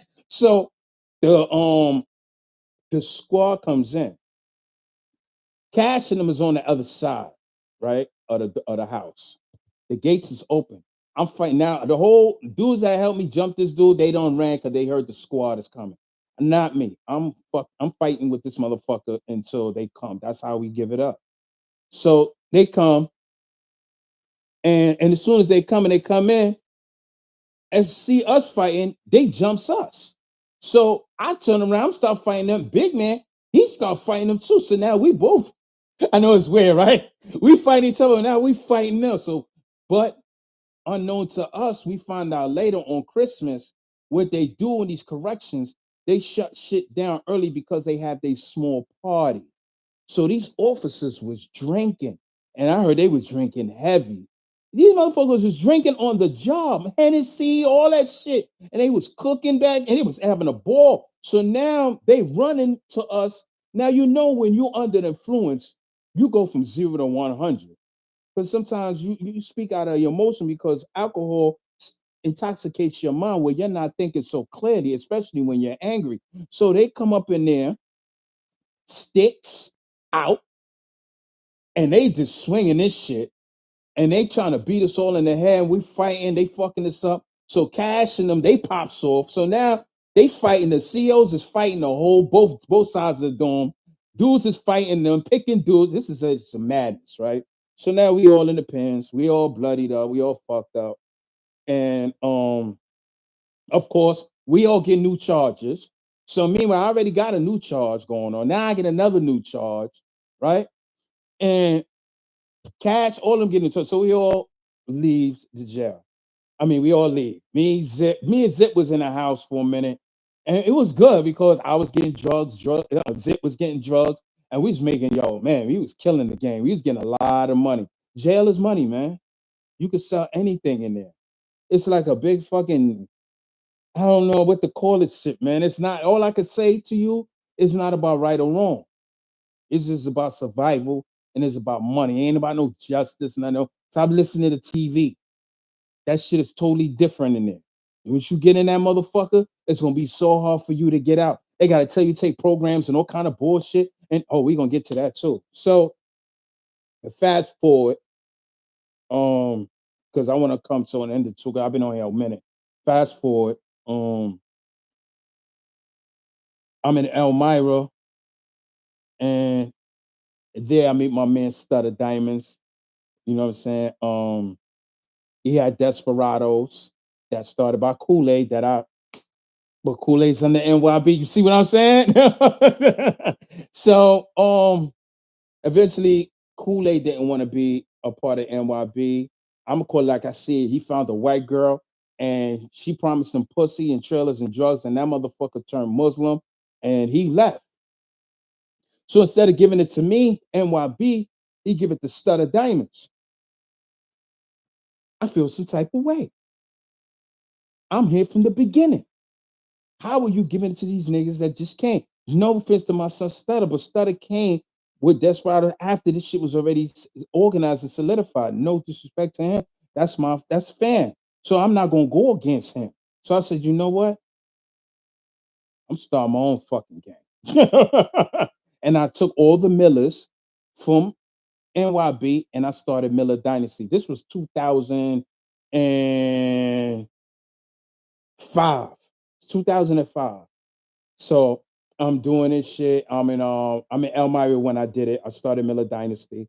Became the whole Godfather, the whole dynasty. I had a whole lot of sets under that. The shit was sprouting. It started getting into the hood. But my mindset was on some level, let's get money and let's stop all the violent shit, all the unnecessary cuttings and stabbings and all that bullshit. You know what I'm saying? We wasn't doing no, yo, if you want to leave, you could just fucking leave. We ain't gotta hit you and make you an enemy. That's too much headaches. So my whole plan was to just go home and get money. But it's kind of difficult when you're trying to do that and you're going against the grain because here I am, I'm in the box. Even if I'm out in the box, I know certain dudes is not gonna come at me, but they're gonna come at the dudes that's under me. So they had to go through it while I'm sitting in the box. So eventually I had to shut that shit down because I was putting their freedom in a line of fire. You know what I'm saying? Meanwhile, I'm in the box. I'm like, damn, man, I'm putting these niggas through hell and they're already holding it down. So I'm not gonna do that. So I end up shutting it down and I end up leaving the whole blood thing together because at this time you had the Stones doing their thing, you had the Brims doing their thing, you had the Millers doing their thing, and you had NYB. You had three different factions because you had Stutter Diamond beefing with Kai, who Kai wanted to take it off. You had a bunch of bullshit. So I was like, yo, man, this is not what I signed up for. I'm like, this is not what I signed up for. Like, I got these new charges going on for what? Look, I'm looking back now. Look at all the shit I just told you. Now look at all this shit. Now everybody going against each other. What the fuck did I waste my time for? This the message I be wanting to get out to the brothers in the streets that's running with the gangs. Because these motherfuckers don't really care about you like that. Some do. A fingerful do. Not all do. All is there because it ain't nothing else to do and niggas is bored. And they just want to tear shit up and they feel like they got power because they got people behind them.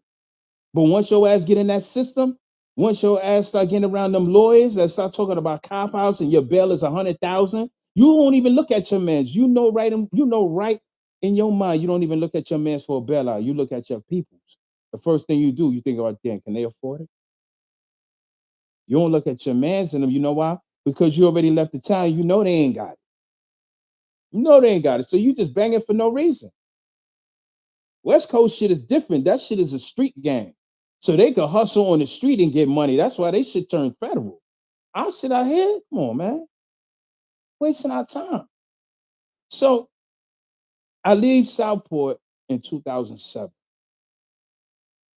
I get to when I leave, I'm trying to figure out where I'm gonna go because now I got 3 years key block. Yeah, because when you're in the double boom box, sometimes when you get written up, they don't just give you box time, they give you key block time along with the box. Because you do key block and the box time in those box jails, those double bump box jails, like upstate and S200.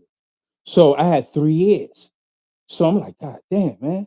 I lost count. Because I'm thinking about the box time. I wasn't thinking about no key block time. So I'm like, damn. So as I get to the draft room, um, I'm like, okay, where am I going? They like, yo, you going to Sing Sing. I'm like, what? Nah, stop fucking playing. Nah, nah, nah, nah, nah, nah, nah. I'm like, I am not going to Sing Sing. Do you know Sing Sing? I have to say this because anybody that been locked up and been up north, you already know how Sing Sing is. It's predominantly black. It's run by black, and you got sisters that's there that's fucking. So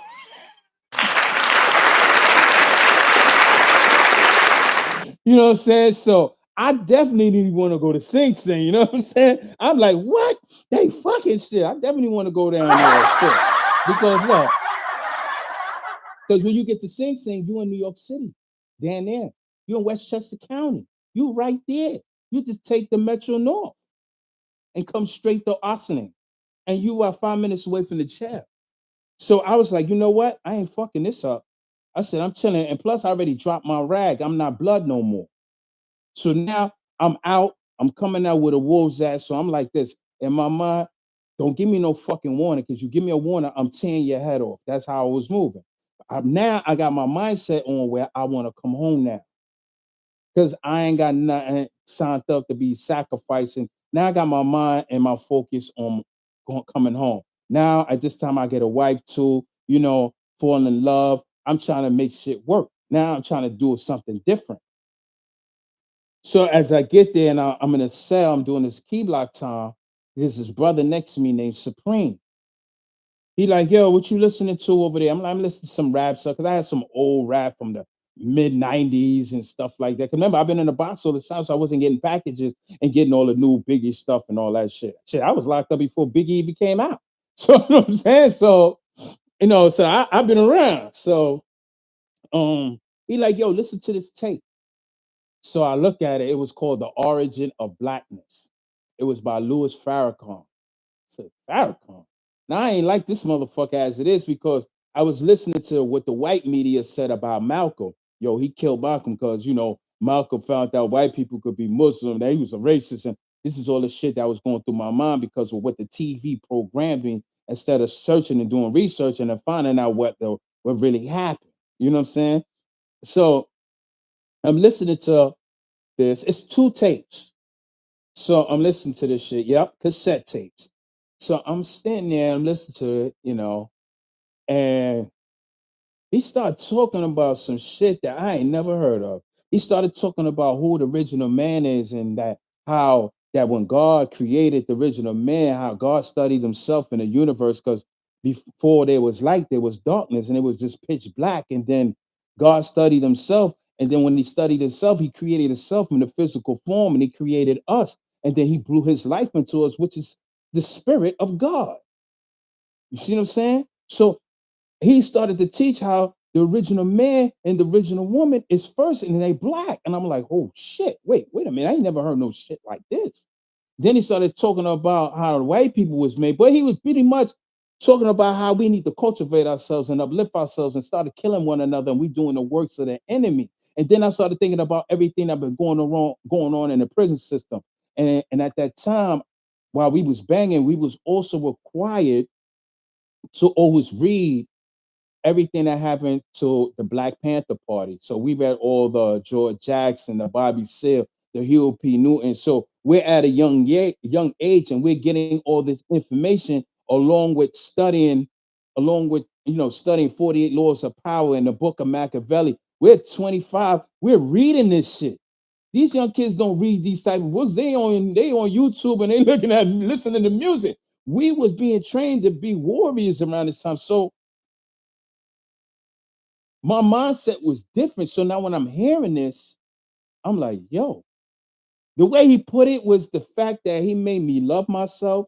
He made me appreciate myself. And he made me realize that I had more to live for than this gangbanging shit, or sitting in prison, that I had the responsibility to be out there for my little brother and my son at the time. Because I left my son when he was 2.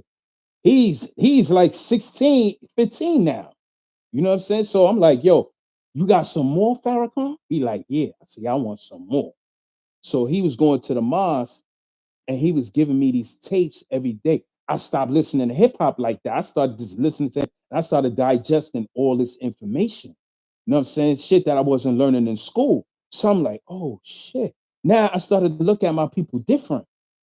I started really loving who I am as a black person. I started to learn my history and I started to love my people. And then I started to realize why they kept our history so much away from us, because become you become proud of your people and you become want to do more for your people. And in the nation getting all this information, I wanted to be on that mission and I wanted to give the message to my people, because each one teach one. Like I said in the beginning of my video, I didn't have dudes older than me pulling me up saying, yo, young bloodline, let me put you on to this shit. Don't do this shit. This is what I went through. They was like, yeah, young blood, you could do this too. And put this on your neck. They was just putting me, they was gearing me up for all this shit. You know what I'm saying? So I feel it was my responsibility now after hearing Farrakhan that I had to make a change. You know what I'm saying? I had to change myself. I had to change the way I was talking. I had to change the way I was talking to people. You know what I'm saying? I had to change the way I was thinking, the way I was moving. I had to take care of my body. So I became a fucking bodybuilder. I made my body into a machine. So as I started to listen to Farrakhan, I got into the Nation of Islam. Yeah, I was wearing the bow tie in prison. I was actually preaching. That's why I know the Quran and the Bible so frequently, because I studied the books, I studied the word. So I knew that me going back to gangbanging, I couldn't do that. That's a lost cause, because there's no bill with that. It's just destruction. So I needed some sort of definition. So I started to get the definition through going to the mosque. You know what I'm saying? Knowing what I got to do when I get home. I know I had to take care of a family. I knew now that I was a man of the house, or going to be the man of the house. I knew that I had to bring some sort of income, not just by negative shit, because Farrakhan taught me that I'm God by nature. I don't need to do that. I got a creative mind. I could create some other shit. I could create some other shit instead of doing crime. I didn't get all this shit for doing crime. I didn't get all this shit from doing crime. I do shit legit. So I had to figure it out. So as I got out of Key Block. I'm now in Population. I see Audi. Oh shit. Remember Audi Mugo? I was saying Audi there. Audi said, man, as soon as I came upstate in 96, I mean 97, I dropped my rag. Because he said, I saw all of this coming. He saw that shit coming years ago. So, he was pretty much doing his thing. Going them, they decided to keep going on with this gangbanging shit. And I went somewhere else. You know what I mean? It became so peaceful. I got off, like I said, I got off a Key Block. I'm in Population. I'm in the pop. I'm going to commissary now. You know what I mean? Well, I went to Rikers Island. When I went to Rikers Island, I think it was my second time there or third time. I got married. You know what I'm saying? To the female I was with at the time. I got married and I was getting trailers. So I'm listening to Farrakhan. He keeps saying, when you walk in the line of righteousness and you walk in the line of God and you walk in the line with positive energy, good shit start happening. So here it was. I got out of Population. I got all my privileges. I started calling. I started getting trailers. I was getting pussy. Things was looking up. Then I finished the program, my violent program, drug program. Now I go in front of time allowance. Now I get to time allowance, and he like, yeah, you see the guy that just left here? I said, yeah. He like, okay, that's his file. Show me a little file. And he was like, you see, this is your file. I kid you not. The files, the cabinet was like up to here. We sitting down, but it was a cabinet. I was like, oh, my files is in there. He said, no, that is your file. I said, what the fuck? I'm not getting, maybe he lied to me. I don't know. But I was just like, oh shit. Because I was doing so much at this time. I was locked up for 13 years. I turned to 5 to 10 years because my two charges, I had two new charges. Rest of my new charges got dismissed. I copped out to two new charges for 1.5 to 3. You know what I'm saying? They was like, one of them is assault on a nurse. They really want to give you a 3 to 9, but because at that time, catching new charges wasn't really a big thing like now. You know what I'm saying? So they was like, you take the plea now, and And I already know what I did. Blood was drawn. So I said, yo, for this nurse, let me take that. So I took him 1.5 to 3. So I had some wild shit like 7.5 to 19, some shit like that. You know what I mean? So I had 2 new charges in jail. So I turned to 5 to 10, and I got 13 years. The whole first bit is done. I finished that. So now he said, I tell you what, I'm not gonna give you all your good time. But what I'm gonna do is I want you to prove it to me. Come back and everything go good, you go home. I was like, all right, I was mad because I wanted to fucking go because I done changed myself. I know I'm in a Mars now. I'm living a righteous life. I'm not using no profanity. Like my whole life is just different. Once I got into the nation, it made me better. It made me a better man. You know what I'm saying? Am I active in the nation? No, I'm not active anymore. I still study the teachings. I still listen to Farrakhan, but I'm the type of dude is I'm not going to front and bring some negative shit or negative light into something that's positive for our people. You know what I'm saying? You know how some you be like, yeah, he Muslim, then he's selling crack.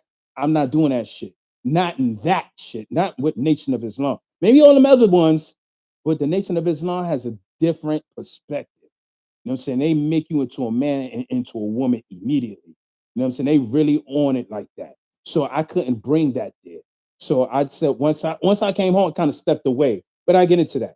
So I get to time allowance. Eventually, I finish my 18 months, right? Matter of fact, I don't go back to time allowance. I just get a letter in the mail. I'm like, why? They supposed to call me because it was like a week around Christmas. I was like, yo, man, what's going on? They ain't never called me. So they just sent a letter in the mail and they say, you know what? Here's your date. I was like, oh shit.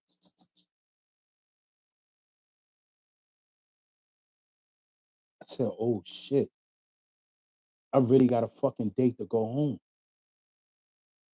because I just changed my whole life around. I stopped being around the people that I communicated with. You know what I'm saying? Writing all these gangbangers and the police, they stealing our mail. So we can't communicate. So they put us at odds against one another. They was doing a whole lot of shit. That's why this shit is so fucked up now. Your gang will never be organized as long as they have a prison system and a COINTELPRO or which is the FBI, because their job is to disrupt your shit.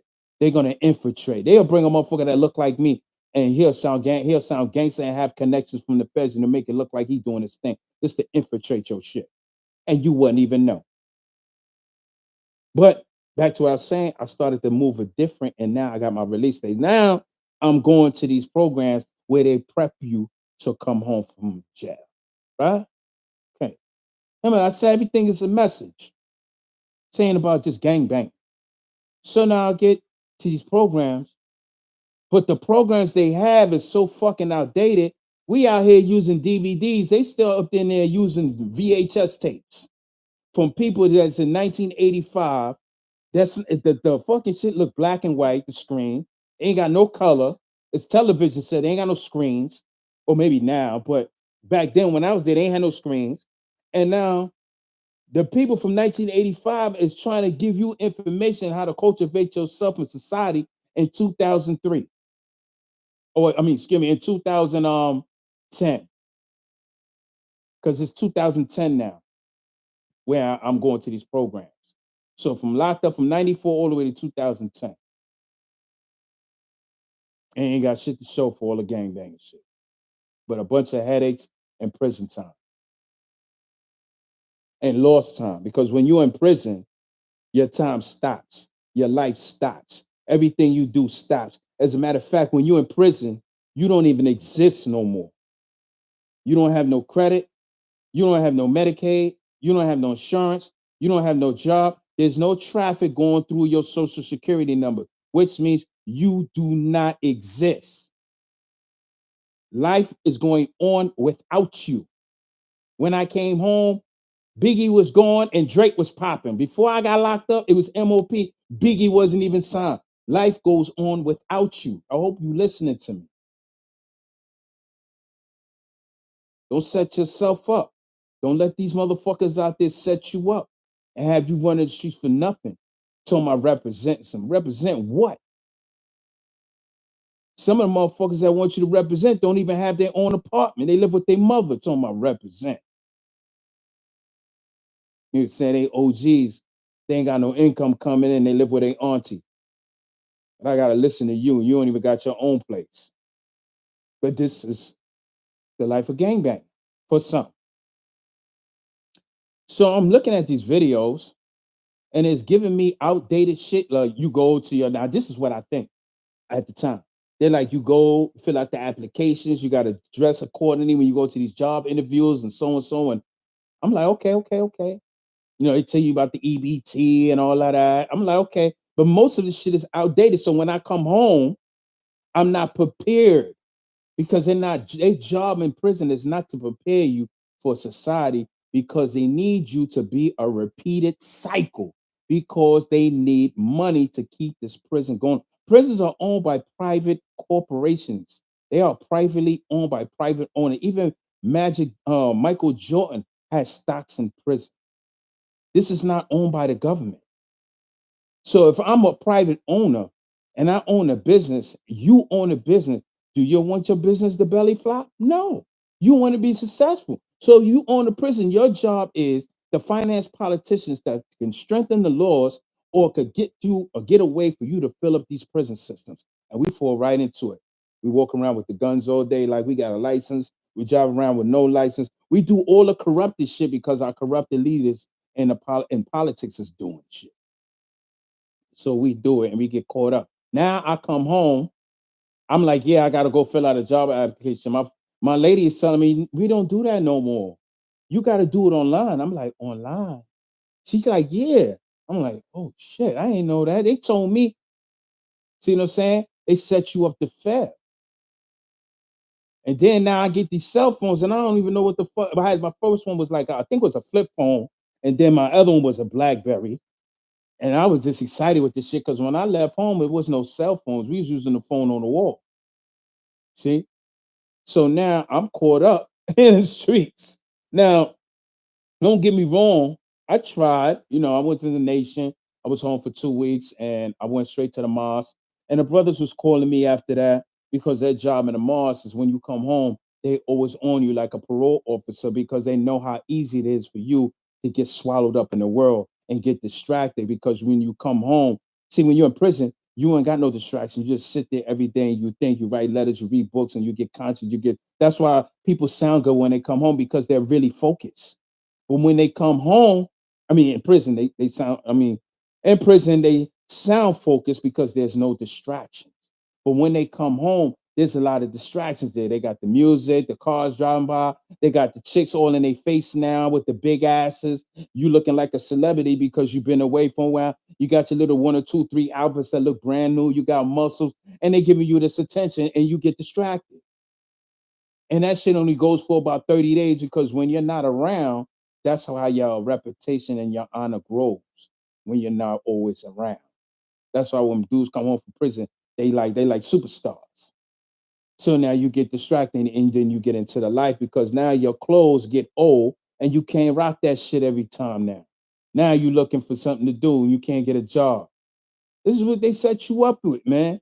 You know what I mean? Some brothers in there, they going into these organizations like Osborne organization, where you got these white people that retired and they need something to do, and they create these organizations and they come into the prison and they lean a helping hand. And guys get into these organizations and they manipulate it to the point where they can become a part of the organization and start something on outside by doing this.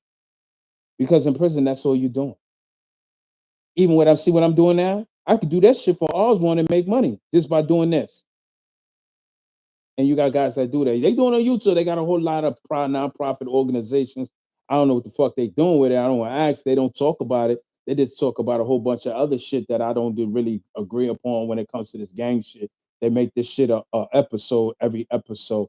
And this is the last time I'm talking about this. I did it on Facebook.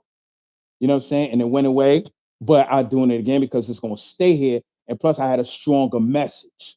You know what I'm saying? Like I said, I don't want people getting caught up with this gang banging shit, man. I ain't here to talk about this, to live this shit up. Hell no. Don't get me wrong. I got mad love for all my brothers that still representing and still banging. I just feel like it's a waste of time, especially if you ain't doing nothing with it important. You know what I'm saying? Like if you've been banging still and you looking like this, you should be educating that shit and finding the ways how to change it instead of keeping the same fight going. But it's too late because you got all these gangs now. They're not even unified. Black people alone is not 100% unified. Let alone you start a fucking gang. How? You don't even know how to unify. So why would you even start that? But at this time, I didn't know that, but I know it now. I'm not joining none of that shit. That shit gonna just give me prison time, man. You know what I'm saying?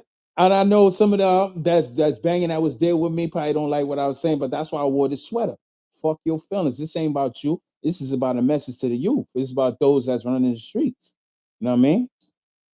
So, with that being said, you know what I'm saying? I hope y'all enjoyed this episode. You know, I hope y'all enjoyed it. I hope you've got something out of it that's listening to it.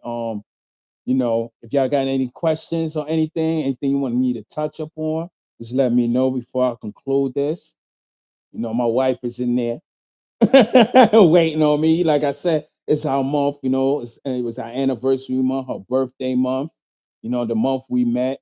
It's a real important month to us, so I've been kind of like worn out like crazy for this month, especially this week, especially with Christmas and everything, you know. So so anybody got something to say? Because I want to hear the truth. You know what I mean? Dope night, brother. All right. Thank you, man. Thank you, man. Thank you, man. I just had to touch up on this. It's real crazy because a lot of people that know me, they never hear me talk about this because I don't. I don't. Oh, one thing I want to touch upon when I remember I said that some people is programmed. Let me tell you how I'm programmed. If my wife introduced me to someone, I'll be very hesitant with them. Like I'll front be like, yeah, yeah, yeah. But I'll be sizing them up. I'll be scan them. I'll be vetting them while I watch them. You know what I'm saying? Of course, I'll go to the shower, I wear my slippers. Shit like that. And I lock the door. Not actually lock, but I will close the door. My wife used to be like, yo, why you always got the door closed? She's like, why you always got the door closed? Leave the door open. I was like, I'm just used to it. Prison cell. That's some sad shit. But when you spend 16 years in prison, and at least what 13 of it is in solitary confinement, shit takes a toll on you. Can you imagine being in solitary confinement for 13 years upstate? You know what I'm saying? So it takes a toll on us. And then we come home and we kind of program. Some come rough around the edges. Some come home and still do the same thing because prison don't teach you nothing. They don't teach you no rehabilitation. What the fuck is that? That's some shit for drug addicts. How you gonna rehabilitate yourself from crime when you need to do crime in order to get what you need to get? That's no rehabilitation there. You know what I'm saying? So, a lot of people that you may know that come from prison, trust me, they program. Some of them motherfuckers still saying child. Dead ass. So that's the life of gangbanging. That's the life of prison.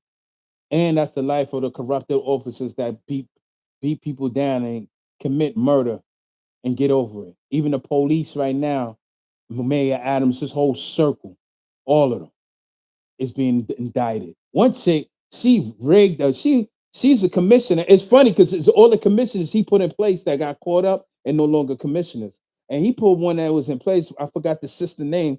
She was getting $16,000 a month in overtime. Who the fuck? Who gets that? But with that being said, I want y'all to have a good night. You keep God in your mind, keep God in your heart. You know what I'm saying? You don't have to be perfect. You know what I'm saying? Don't feel like you less than anything because you don't go to church or you don't go to the mosque or you may not pray as much because we living in the devil's world where there's a lot of distractions. And it's hard for us to just get up sometimes and pray the way we want to pray. But as long as God knows what's in your heart and know what's in your mind, body, and soul, God will always gonna be there for you. You know how I know? Because besides Jesus, God came to everybody that didn't really have God too much on their mind. He damn sure came to Moses, and Moses ain't had none of that on his mind. He just found out who he was. He got knowledge of self and he changed. That's what happened to me. I got knowledge of self and changed. You know, a lot of the prophets in the Bible wasn't perfect. Some was drunk, some was liars, stealers, but they had God in their mind. God know what's in your heart. So you ain't got to prove nothing to nobody. Just prove it to yourself. So with that being said, I'm going to end this. You know what I'm saying? I don't know what I'm talking about next week, but I definitely will be here next Saturday. You know what I'm saying?